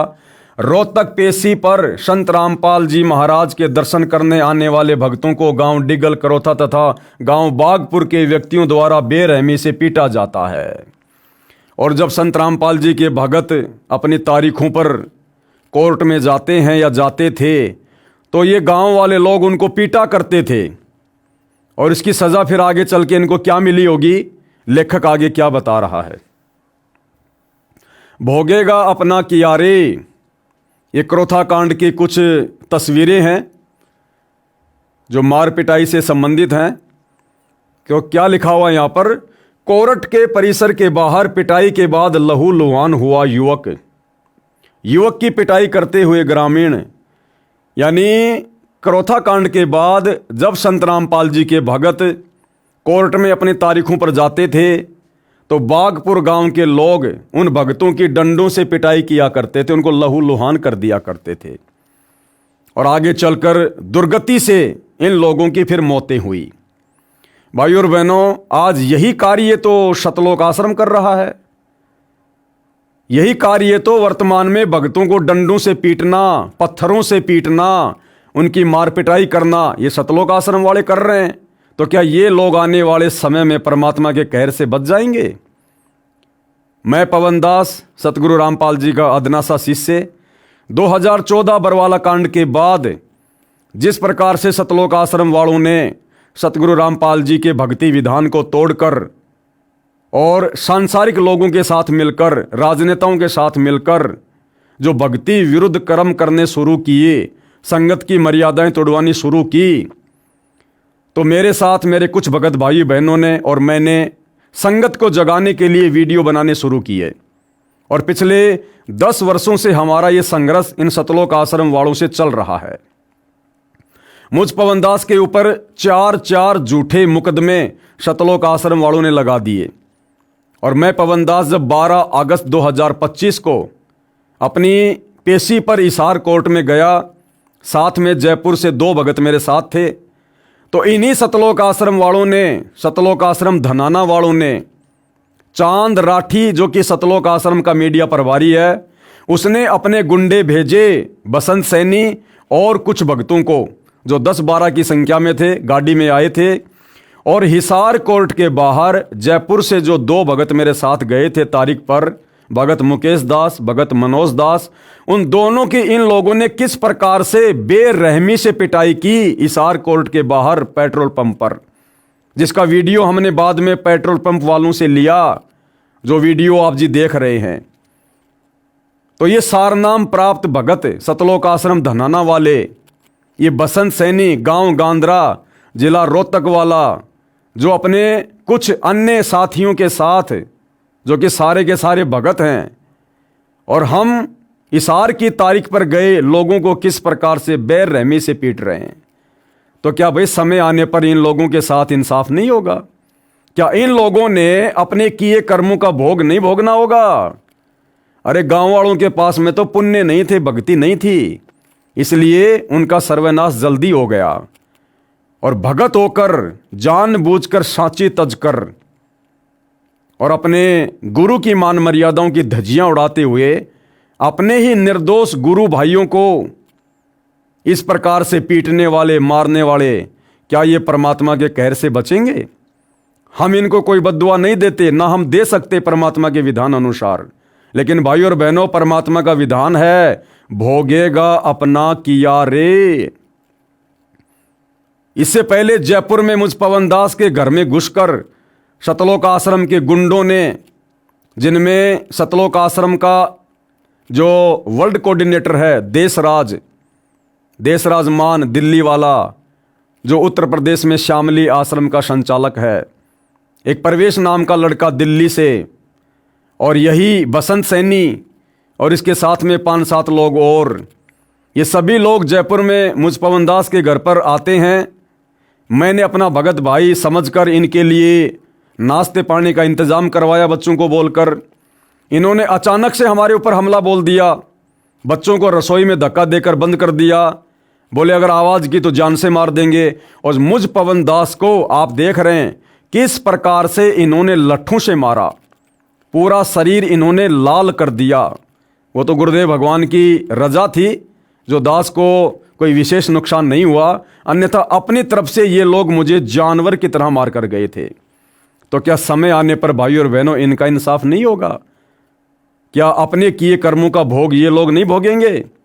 उससे पहले 2016 में मैं पवनदास मध्य प्रदेश में गया हुआ था, संगत के बीच में बैठा हुआ था, बरवाला कांड के विषय में भाई बहनों को बता रहा था। उसी समय मध्य प्रदेश का स्टेट कोऑर्डिनेटर विष्णु साहू अपने 10-12 साथियों के साथ गाड़ी भरकर हथियारों समेत आता है और किस प्रकार से मुझ पवनदास को सारे मिलकर लट्ठों से मार रहे हैं। क्या इससे परमात्मा खुश होता है, प्रसन्न होता है? क्या समय आने पर परमात्मा के भक्ति विधान से परिचित ये भगत भाई अपने किए कर्मों का भोग नहीं भोगेंगे? अवश्य भोगना पड़ेगा, अवश्य।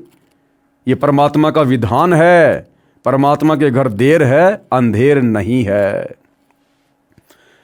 तो किस प्रकार से जो भगत भाई थे, जो क्रोथा कांड के बाद रोहतक में कोर्ट में तारीखों पर जाया करते थे और आसपास के गांव वाले किस प्रकार से उनकी पिटाई किया करते थे, आज ये सतलोक आश्रम वाले पुस्तकें बना बना के दिखा रहे हैं। क्या आने वाले समय में जो वीडियो तुम सतलोक आश्रम वालों के कुकर्मों के बन चुके हैं, मार पिटाई के बन चुके हैं, झूठे मुकदमों के बन चुके हैं, क्या देश और दुनिया नहीं देखा करेगी? क्या देश और दुनिया तुम्हें नहीं धिक्कारा करेगी? जिस प्रकार से आज भगत भाई इन लोगों को धिक्कार रहे हैं, तो भाई भोगेगा अपना किया रे, कर्म फल भोगना पड़ता है। ये अखबार की न्यूज है, हरिभूमि रोहतक, मंगलवार 1 अगस्त 2006। रामपाल के अनुयायियों को धुना, जो तारीख पर जाया करते थे, किस प्रकार से गांव वाले उनकी पिटाई कर रहे हैं, ये देखिएगा। फिर हुई रामपाल के समर्थक की धुनाई। इस पाप कर्म का फल इन गांव वालों को मिला जो इस प्रकार है। लेखक कह रहा है कि संत रामपाल जी के भक्तों को मारने का, पीटने का जो फल है, आगे चलकर उन बागपुर गांव वालों को भी भुगतना पड़ा, जो इस प्रकार है। दिनांक 4/11/2010 के दैनिक भास्कर समाचार पत्र में छपा कि गांव बागपुर में 1 वर्ष में 100 से ज्यादा जवान मौत हो चुकी हैं। किसी साधु संत तथा झाड़ फूक वाले के बताए अनुसार 7 दिन की भी 13वीं करके देख ली, फिर भी 7 दिन के अंदर अन्य युवक की मौत हो गई। पाप बढ़ जाने के कारण सर्व जंतर मंत्र असफल हो जाते हैं। तो भाई गांव वालों के पास में तो भक्ति नहीं थी, वो संत रामपाल जी के भगत नहीं थे, जिस कारण से उनके पाप कर्म जल्दी उजागर हो गए और उनका सर्वनाश हो गया। सतलोक आश्रम से जुड़े भक्तों के पास, जो अपने ही गुरु भाई बहनों को लठों से मारते हैं, डंडों से मारते हैं, लात घूंसों से मारते हैं, हम सत्सेवकों पर झूठे मुकदमे लगाते हैं, हमें परेशान करते हैं। भाई तुम्हारे पास अभी थोड़ी भक्ति शेष है, क्योंकि तुम काफी समय से भक्ति कर रहे हो, लेकिन वर्तमान में मर्यादा किसी की नहीं है, सारे के सारे पंचर हो। और संत के भक्तों के साथ पंगा, यानी भक्ति का जल्दी सर्वनाश होना, बड़ा पंचर लगना, आने वाले समय में क्या होगा? हम तो यही प्रार्थना करेंगे कि परमात्मा तुम्हें सद्बुद्धि दे और आप सतलोक आश्रम वाले नाक रगड़ रगड़ के सतगुरु रामपाल जी से 2014 बरवाला कांड और उसके बाद से लेकर वर्तमान समय तक जो कुकर्म कर रहे हो, सारी संगत की मर्यादा तुड़वा चुके हो, माफी मांग लो, अन्यथा भाई और बहनों दुर्गति ज्यादा दूर नहीं है। बागपुर गांव में मौत का तांडव। कृपया पढ़ें दैनिक भास्कर समाचार पत्र की फोटोकॉपी दिनांक 4/11/2010 की। दैनिक भास्कर, मौत के डर से बागपुर में नहीं मनेगी दिवाली, हवन करके टालना चाहते हैं बुरी बलाएं। 7 दिन की 13वीं। गांव के बुजुर्गों का कहना है कि पंचायत कर और सिद्ध महात्माओं से सलाह लेकर मृत्यु संस्कार के बाद 13 दिन की 13वीं को 7 दिन का भी करके देख चुके हैं, लेकिन कोई फायदा नहीं हो रहा है। 7 दिन पहले और कोई जवान मौत हो जाती है। चंदे से कराया हवन, ये अखबार की कटिंग है। भोगेगा अपना किया रे, पेज नंबर 15। बागपुर गांव के कुछ मुख्य पापियों पर कहर इस प्रकार टूटा। नंबर 1, पंडित विजेंद्र पुत्र प्रताप सिंह। नंबर 2, पंडित राजवीर पुत्र मनसाराम। पंडित कृष्ण पुत्र सुखलाल। ऊपर लिखित तीनों व्यक्तियों ने आर्य समाजियों द्वारा भ्रमित होकर पूर्ण परमात्मा के अवतार संत रामपाल जी महाराज के खिलाफ अभद्र शब्दों का प्रयोग करके भजन तथा रागनी बनाई तथा जगह जगह खड़े होकर लोगों को गा गा कर सुनाई तथा दुष्प्रचार किया। इन दुष्ट व्यक्तियों के लिए तो ये मनोरंजन था, लेकिन भक्तों की आत्मा इन्हें सुनकर बहुत रोती थी। इन अत्याचारियों पर काल का कहर इस प्रकार टूटा। आश्रम वाले कह रहे हैं कि उन गांव वालों ने रागनियां बना बनाकर मनोरंजन के मकसद से संत रामपाल जी के खिलाफ अभद्र शब्दों का प्रयोग करते हुए लोगों को सुना सुनाकर मनोरंजन बना लिया। उन लोगों के लिए तो वो मनोरंजन था, लेकिन भक्तों की आत्मा रोया करती थी। ठीक इसी प्रकार भाई और बहनों, वर्तमान में सतगुरु रामपाल जी की गैर हाजिरी में ये सतलोक आश्रम वाले, सतगुरु रामपाल जी के परिवार वाले इसी प्रकार से धर्म को धंधा बनाकर मनोरंजन कर रहे हैं। भाई और बहनों, हाल ही 7 दिसंबर 2025 को गांव धीरणवास में सतगुरु रामपाल जी की फोटो का जिस प्रकार से झूठा मान सम्मान करवाया गया है, क्योंकि वो लाखों का टेंट, खाने पीने की सामग्री, सारा खर्चा खुद ये सतलोक आश्रम वाले करते हैं। उस धीरणवास के झूठे मान सम्मान के कार्यक्रम में भाइयों और बहनों, सतगुरु रामपाल जी के शब्दों पर इन लोगों ने ढोलक पेटी के साथ में लोगों को नचवा दिया। वहां पर एक प्रकार से भांडगिरी शुरू करवा दी, भांडगिरी। क्या इससे भक्तों की आत्मा दुखी नहीं होती? क्या इससे संत रामपाल जी की आत्मा दुखी नहीं होती? दिल्ली के एक कार्यक्रम में हाल ही 9 दिसंबर 2025 को दिल्ली में एक कार्यक्रम आयोजित किया गया, भारत गौरव अवार्ड। और वहां ये सतलोक आश्रम वाले, सतगुरु रामपाल जी के परिवार वाले, सतगुरु रामपाल जी का झूठा मान सम्मान करवाने के लिए उनकी प्रतिमा को लेकर जाते हैं। और उस कार्यक्रम में सतगुरु रामपाल जी के परिवार वाले सबसे आगे बैठे हैं और वहां पर लड़कियां डांस कर रही हैं, औरतें नाच रही हैं। क्या सतगुरु रामपाल जी के मार्ग में भक्तों को इस प्रकार से अपनी ही बहनों को समाज के सामने नाचता हुआ देखकर अच्छा लग रहा होगा? क्या ये भांडगिरी नहीं है? क्या ये भड़वागिरी नहीं है? क्या भक्तों को शर्म नहीं आई जरा भी? पूरे विश्व के प्राणी हमारे भाई बहन हैं और हमारी बहनें दुनिया का मनोरंजन करने के लिए उस कार्यक्रम में नाच रही हैं और ये सतलोक आश्रम वाले बैठे बैठे आनंद मना रहे हैं, मनोरंजन के रूप में ले रहे हैं। क्या ये भांडगिरी नहीं है? क्या इससे हम भक्तों की आत्मा नहीं रोएगी? क्या सतगुरु रामपाल जी खुश होंगे इस भांडगिरी के प्रोग्राम को देखकर? तो जिस प्रकार से वो गांव वाले रागनियां बना बनाकर और लोगों का मनोरंजन किया करते थे, संतों के खिलाफ अभद्र शब्दों का प्रयोग करके, ठीक उसी प्रकार आज आप सतलोक आश्रम वाले संत रामपाल जी की गैर हाजिरी में काल प्रेरणा से उनके मार्ग को धार्मिक धंधा बनाकर जो गंदगी फैला रहे हैं, लड़कियों को नचा रहे हैं, कार्यक्रमों में लड़कों को नचा रहे हैं। संत रामपाल जी का एक शब्द है, जय बोलो बंदी छोड़ की, तो मिलकर संगत सारी जय बोलो बंदी छोड़ की। ये गाना जगत वाले लोगों से गवाया जा रहा ढोलक पेटी पर, म्यूजिक के साथ में। क्या इससे भगत बड़े प्रसन्न होंगे? हाँ, वो भगत प्रसन्न हो सकते हैं जो काल प्रेरित हैं, जो सतगुरु रामपाल जी के भक्ति विधान से अपरिचित हैं। लेकिन अगर पूछा जाए उन भक्तों से जो सतगुरु रामपाल जी की सत भक्ति कर रहे हैं, मर्यादा में रहकर, इस मार्ग को समझकर, ज्ञान को आधार बनाकर, क्या उनकी आत्मा दुखी नहीं हुई? क्या हिसार जेल में बैठे अंतर्यामी सतगुरु रामपाल जी की आत्मा दुखी नहीं हुई? तो क्या आने वाले समय में कर्मों की सजा आप सतलोक आश्रम वालों को नहीं भोगनी पड़ेगी? अरे तुमने भी तो वही सारे कुकर्म कर दिए जो कुकर्म उस समय उन नादान गांव वालों ने किए। जब उन्होंने समय आने पर सजा पाई तो तुम्हारी सजा परमात्मा कैसे टाल देगा भाई?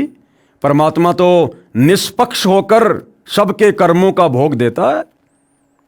वो तो समदृष्टि है, भेदभाव नहीं करता, पक्षपात परमात्मा नहीं करता। लेकिन फिलहाल तुम्हारे पास में पुण्य है, लेकिन वर्तमान में मर्यादा नहीं है। जिस दिन पाप कर्मों का दौर शुरू होगा, समझ में नहीं आएगी कि हमारे साथ आखिर ये हो क्या रहा है। पंडित विजेंद्र पुत्र प्रताप सिंह, इस व्यक्ति को इसके गलत कर्मों की क्या सजा मिली? इस व्यक्ति के 2 पुत्र मृत्यु को प्राप्त हुए। बड़ा लड़का उम्र 12 साल रोड दुर्घटना में तथा छोटा लड़का उम्र 9 साल बीमारी से तड़फ तड़फ कर मृत्यु को प्राप्त हुआ। दूसरा पंडित राजवीर पुत्र मनसाराम, इस व्यक्ति के परिवार में क्या दुर्घटना घटी? इस व्यक्ति से काल ने अपनी ही चाची की हत्या करवाई, जिस कारण आपसी रंजिश भी हो गई तथा 302 का मुकदमा बना और जेल जाना पड़ा। इस कारण घर की आर्थिक स्थिति खराब हो गई और इसी कारण अपनी जमीन बेचनी पड़ी। नंबर 3 कृष्ण पुत्र सुखलाल, ये व्यक्ति एक्स सर्विसमैन था, अपना घर परिवार ठीक ठाक चला रहा था, लेकिन इसने आर्य समाजियों द्वारा भ्रमित होकर पूर्ण परमात्मा के अवतार परम कृपया पात्र संत रामपाल जी महाराज तथा भक्तों के खिलाफ दुष्प्रचार करके अपने कर्म बिगाड़ लिए इस कारण घर में कलह होने लगी। परेशान होकर इस व्यक्ति ने जहर खाकर आत्महत्या कर ली। घर में एक ही सदस्य कमाने वाला हो और वही ना रहे तो उस घर पर क्या बीतती है, ये सभी जानते हैं। नंबर 4, सोनू पुत्र बलवान सिंह। प्रत्यक्ष दृष्टाओं का ये भी कहना है कि सोनू सन 2006 के करोथा कांड में आर्य समाजियों का हितैषी था तथा उन्हीं की गोली का शिकार हुआ। ब्रह्मानंद आपराधिक प्रवृत्ति का इंसान है और आचार्य बलदेव का शिष्य है। इन दुष्ट व्यक्तियों का उद्देश्य भी किसी की मौत से पूरा होना था। आर्य समाजी मारना तो आश्रम के भक्तों को चाहते थे, लेकिन पूर्ण परमात्मा की शक्ति के आगे ये सफल नहीं हो पाए। अंततः ब्रह्मानंद ने अपने ही सहयोगी सोनू को मारना पड़ा ताकि संत रामपाल जी महाराज पर 302 का मुकदमा बनवा सके, जो सरकार के साथ पहले से तय प्रोग्राम था। इसके बाद सरकार की मिली भगत से सोनू के पिता बलवान सिंह को 5 लाख रुपए आर्थिक सहायता तथा मुंह बंद रखने के लिए सोनू के बड़े भाई को सरकारी नौकरी दी और साथ में धमकी दी कि सोनू की मौत का अगर जिक्र भी किया तो हम नौकरी दिलवा सकते हैं, तो इसे छुटवा भी सकते हैं। सरकार का नौकरी देने का मकसद था कि कत्ल की जांच ना हो। सरकार द्वारा जो आर्थिक मदद हुई थी वह आर्य समाजियों ने यह कहकर कि बाद में इस गेट का सारा खर्च आर्य प्रतिनिधि सभा दे देगी। बलवान द्वारा गांव बागपुर के मुख्य रास्ते पर सोनू द्वार बनवा दिया। इस मध्यस्थता में गांव का ही एक और आर्य समाजी मेहर सिंह भी था, लेकिन आर्य समाजियों ने बाद में पैसा देने से इनकार कर दिया। इस कारण मेहर सिंह का भी सामाजिक शोषण आर्य समाजियों ने किया। मेहर सिंह तथा तेजवीर पर पहले भी गांव वालों ने आरोप लगाया था कि तुमने सोनू को मरवा दिया। इस कारण मेहर सिंह परेशान रहने लगा और आखिर हृदय गति रुकने से उसकी मौत हो गई। इसके बाद आर्य समाजियों का सारा दबाव बलवान पर आ गया। जिसके लड़के की मौत हुई थी 5 लाख रुपए मिले थे, कुछ पैसा गेट निर्माण पर लग गया। ऊपर से आर्य समाजियों का दबाव था कि यहाँ आदमियों की गाड़ियाँ भरकर लाओ, कल वहाँ जाओ। 12 मई सन 2013 वाले कांड में भी आर्य समाजियों ने बलवान पर दबाव बनाया कि यहाँ हथियारों तथा गुंडों पर बहुत खर्च हो रहा है, इसमें सहयोग करो। तात्पर्य है कि जो 5 लाख रुपए प्राप्त हुए थे आचार्यों ने सर्व खर्च करा दिए।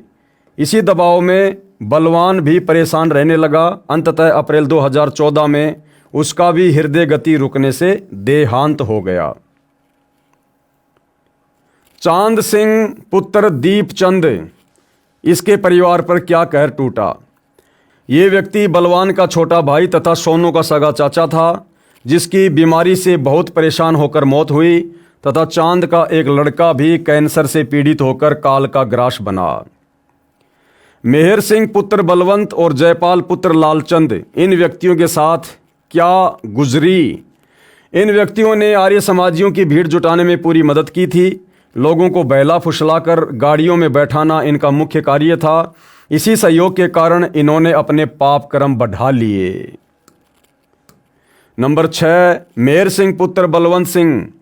ये व्यक्ति अपने छोटे लड़के के पास रहता था जिसका नाम विजेंद्र है। उसका एक्सीडेंट में पैर टूटा तथा उसके पास एक ही लड़का था, वो भी काल का ग्रास बन गया और खुद मेहर सिंह की भी हृदय गति रुकने से यानी हार्ट अटैक से मौत हो गई। नंबर 7, जयपाल पुत्र लालचंद। ये व्यक्ति आर्य समाजियों का पूर्ण रूप से सहयोगी है। इसके लड़के को सन 2006 के करोथा कांड में गोली भी लगी थी। इसकी पत्नी को कैंसर का रोग हो गया तथा इसी में इसके पिताजी की भी मौत हो गई और ये खुद नशे का आदी हो गया। इन्हीं की एक छोटी बहन है जो उस समय गांव बागपुर में किसी के पास रहती थी। उस लड़की का नाम काले है, जो इसी माहौल में रहकर गुरुदेव के खिलाफ गलत बयानबाजी करने लगी। इस लड़की पर ऐसा कहर टूटा जो बहुत दिल दहलाने वाला है। इसके 2 बच्चे, एक लड़का तथा एक लड़की थी। लड़का हरियाणा पुलिस में लगा हुआ था। दोनों की ही रोड दुर्घटना में मृत्यु हो गई। इस लड़की का घरवाला पहले काल का ही ग्रास बन चुका था। अब यह लड़की परिवार के 4 सदस्यों में अकेली बची हुई थी। नंबर 9, नसीब पुत्र सतबीर सिंह। ये लड़का भी विरोध करने में अग्रणी था। ये भी पूर्ण परमात्मा के खिलाफ बोलता था। इस पर भी काल का कहर टूटा तथा 302 के मुकदमे के विरोध में जेल जाना पड़ा। आर्य समाजी आचार्य बलदेव विजयपाल सतवीर शास्त्री तथा अन्य 12 मई 2013 को पुनः सतलोक आश्रम पर आक्रमण करने में सहयोग देने के लिए गांव बागपुर में गए तथा गांव इकट्ठा किया और अपना घटिया मंसूबा बताया, तो बागपुर की पंचायत ने कहा कि हम तो उसी दिन को पछता रहे हैं जब 12 जुलाई 2006 को तुम्हें सच्चा व्यक्ति जानकर गांव से कई गाड़ियां भरकर आदमी लड़ाई के लिए भेजे थे। 12 मई 2013, जबकि करोथा कांड तो 2006 में हुआ था, लेकिन 12 मई 2013 को भाई और बहनों चंडीगढ़ हाई कोर्ट ने सतलोक आश्रम करोथा वापस सतगुरु रामपाल जी को सौंप दिया था और सतगुरु रामपाल जी ने वहाँ पर भक्तों को भेजा साफ सफाई के लिए। लेकिन आर्य समाजियों ने विरोध करना शुरू कर दिया और उसी सिलसिले में फिर आर्य समाज के प्रतिनिधियों ने, आचार्यों ने गांव वालों को बरगलाना शुरू किया कि हमने फिर से इकट्ठा होकर सतलोक आश्रम करोथा पर आक्रमण करना है। उसके बाद गांव वालों ने मना कर दिया कि भैया हम तो पहले की सज़ा वर्तमान तक भोग रहे हैं, अब हम आपकी बातों में नहीं आने वाले, अब हम आपकी कोई मदद नहीं करेंगे। गांव बागपुर के व्यक्तियों से भी कह दिया कि यदि कोई इनकी मदद करेगा और मारा गया तो गांव उसका साथ नहीं देगा। वहां से ये आर्य समाजी दुष्ट आचार्य अपना समूह लेकर लौटे। इसी गांव बागपुर में हो रहे कहर का सर्वे हाल लिखें तो एक अलग से पुस्तक बन जाए, इसलिए बुद्धिमान व्यक्ति को संकेत ही पर्याप्त होता है। तो भाइयों और बहनों, 2006 का करोथा कांड और उस करोथा कांड में संत को सताने में और संत के भक्तों को सताने में जिस प्रकार से लोगों ने अपनी अपनी भूमिका निभाई और आगे चलकर किस प्रकार से अपने कर्मों का फल भोगा, ये आप भाई बहनों से बिल्कुल भी छुपा हुआ नहीं है। इस पुस्तक के माध्यम से धीरे धीरे सार्वजनिक हो रहा है। ठीक इसी प्रकार भाइयों और बहनों, परमात्मा का विधान सर्व के ऊपर अटल है और सतलोक आश्रम मैनेजमेंट हरियाणा ने खुद सतगुरु रामपाल जी के परिवार ने, जो सन 2014 बरवाला कांड का मुख्य दोषी है, अन्यथा ये लोग बताते क्यों नहीं कि बरवाला कांड 2014 का दोषी कौन है। इन्होंने खुद ही मनमाने कार्य करके, परमात्मा के विधान को तोड़ के, अहंकार में चूर होकर राष्ट्रीय समाज सेवा समिति जैसा संगठन बनाकर संत रामपाल जी के बोले वाले भक्तों को काले कपड़े पहनाकर, कमांडो बनाकर, उनके हाथों में हथियार देकर, लठ देकर, पत्थर देकर, पेट्रोल बम देकर प्रशासन के सामने खड़ा कर दिया मरने और मारने के लिए, और झूठा आदेश बता दिया संत रामपाल जी का कि गुरुजी चंडीगढ़ की तारीख पर नहीं जाना चाहते हैं, इसलिए हमने किसी भी हाल में पुलिस को आश्रम के अंदर आने से रोकना है, और यदि आज किसी भगत की मौत हो गई तो वो सीधा सतलोक जाएगा। यहाँ तक झूठ इन आश्रम वालों ने फैलाया और किस किस प्रकार के झूठे बयान बरवाला कांड के समय सतलोक आश्रम के मीडिया प्रभारी लोगों के द्वारा दिए गए। यदि आपको दास वो सारे बयान सुनाने लगे तो भाइयों और बहनों 1 घंटा बीत जाएगा। 1 घंटा कैसे बेहुदे बयान, बिना सिर पैर के इंटरव्यू इन लोगों ने बरवाला कांड के समय दिया। सतगुरु रामपाल जी का छोटा भाई महेंद्र सरेआम वहां पर मीडिया के सामने झूठ बोल रहा है कि संत रामपाल जी सतलोक आश्रम बरवाड़ा में नहीं है, हमने उनको परसों ही बाहर हॉस्पिटल में शिफ्ट कर दिया। क्या आवश्यकता थी इतना बड़ा झूठ बोलने की, जबकि 2 दिन बाद दुनिया ने देखा कि संत रामपाल जी उसी सतलोक आश्रम से अरेस्ट हुए हैं। हमारे साथ संत रामपाल जी के भाई महेंद्र दास भी मौजूद हैं। इनसे जानेंगे, महेंद्र दास जी, अचानक से हालात काफी बिगड़ते नजर आ रहे हैं, तो ऐसे तो काफी नुकसान होने की आशंका है। ऐसा हम तो शांतिपूर्ण तरीके से बैठे हैं, अपने आश्रम के अंदर हैं और ये बल प्रयोग करना चाहते हैं, हमें नाजायज तंग कर रहे हैं। लेकिन आश्रम के लोग भी जैसे टकराव की स्थिति में नजर आ रहे हैं, तो क्या कोई बीच का रास्ता नहीं निकल सकता? बीच का तो यही है कि माननीय न्यायाधीश को चाहिए कि अपने विचार करे। हमको डकैत नहीं है, इतना बड़ा ये केस नहीं है, एक कोर्ट की अवमानना केस उन्होंने खुद बनाया, खुद सुन रहे हैं, इसमें न्याय की उम्मीद है। लेकिन जिस तरह से पुलिस कह रही है यहाँ तो गिरफ्तारी करनी पड़ेगी क्योंकि हाईकोर्ट के आदेश हैं, तो क्या संत रामपाल आत्मसमर्पण कर सकते हैं? अब वो यहाँ है ही नहीं, वो तो स्वास्थ्य इलाज करवा रहे हैं, बाहर गए हैं, उनको बाहर शिफ्ट कर दिया हमने परसों। लेकिन क्या वो आत्मसमर्पण करने के लिए तैयार हो जाएंगे? अगर हमारी हाई कोर्ट में बेल कैंसिल करते हैं तो नहीं होंगे, तो नाजायज बेल कैंसिल करने जा रहे हैं। आज उस पर सुनवाई है। अब उस केस का इस अवमानना से क्या लिंक था? ये अवमानना बनाई इसीलिए गई थी कि उस बेल कैंसिल करके अंदर ठोक दें। एक सबसे बड़ा सवाल यही है कि आपका कहना है कि संत रामपाल आश्रम के अंदर मौजूद नहीं है। अगर संत रामपाल आश्रम के अंदर मौजूद नहीं है तो क्यों फिर पुलिस को रोका जा रहा है? पुलिस अगर जाकर के चेक करती है संत रामपाल नहीं होंगे तो पुलिस वापस चली जाएगी। क्योंकि यहाँ कल एसडीएम ने और डीसी ने बताया, एसडीएम आदेश पड़ रहा था कि हमने इसको सील कर लिया है, नाजायज तरीके सील करने के आदेश दिए, अपने आश्रम को नहीं छोड़े, आश्रम की सुरक्षा के लिए बैठे हैं अब हम। ठीक है, ओके। तो ये थे महेंद्र दास, संत रामपाल के भाई हैं और जो आश्रम के प्रवक्ता राज कपूर ने हमसे बात की। इनका कहना है कि आश्रम के लोग किसी भी हाल में पीछे नहीं हटेंगे, यानी कि अगर पुलिस आगे जाएगी तो इनका कहना है कि यह लोग अपनी जान तक देने के लिए तैयार हैं, यानी कि सीधा सीधा कह सकते हैं कि टकराव की स्थिति यहाँ पर पैदा हो चुकी है। अब देखना होगा कि ऐसे हालातों में आखिर इस मामले का निपटारा कैसे होगा, कैसे हाईकोर्ट के आदेश का पालन होगा और कैसे हो पाएगी संत रामपाल की गिरफ्तारी। कैमरामैन सुमित क्लियर के साथ नपिंदर सिंह ब्राड, एबीपी न्यूज बरवाला, हिसार। सतलोक आश्रम का एक अन्य मीडिया प्रभारी जिसका नाम है राज कपूर उर्फ प्रीतम सिंह, उसने बयान दिया कि आने वाली 17 तारीख तो क्या, उसके बाद भी हम सतगुरु रामपाल जी को किसी भी झूठे मुकदमे में कोर्ट में तारीख पर नहीं जाने देंगे। और अगर सतगुरु रामपाल जी खुद भी तारीख पर जाना चाहेंगे, शब्दों पर ध्यान देना भाई और बहनों, आप बालक नहीं हो। उसने कहा यदि सतगुरु रामपाल जी खुद भी तारीख पर जाना चाहेंगे तो हमारी लाशों के ऊपर से गुजरना पड़ेगा। रामपाल जी महाराज के खिलाफ प्रशासन ने यदि कानून की आड़ लेके, न्यायालय का भय दिखा के यदि कोई उन्हें फंसाने का प्रयास किया, उन्हें गिरफ्तार करने का बीमारी की हालत में प्रयास किया, तो हम अपनी जान देकर उसका विरोध करेंगे। और उसके बावजूद यदि संत रामपाल जी महाराज भी इस हालात में खुद न्यायालय जाना चाहें तो संत रामपाल जी महाराज को भी हमारी 1 लाख लोगों की लाशों के ऊपर से गुजरना पड़ेगा। ये आज हमने निर्णय लिया है सर। इसलिए किसी भी सूरत में 17 तारीख तो क्या, उससे आगे भी हम संत रामपाल जी महाराज को किसी भी झूठे मुकदमे में न्यायालय में उपस्थित नहीं होने देंगे जब तक हम जिंदा हैं। 1 लाख लोग, ये 25 लाख भारत के अन्य हिस्सों में रहते हैं, वो सब के सब मरना पसंद करेंगे अन्याय को सहन करने के बजाय। तो ये गुरु भगत हैं या गुरु द्रोही हैं? और इन्होंने ऐसा किया भाई और बहनों, बेचारे निर्दोष भक्तों को पुलिस के हाथों मरवा दिया। और उन हत्याओं का मुकदमा किसके सिर लगा? सतगुरु रामपाल जी के।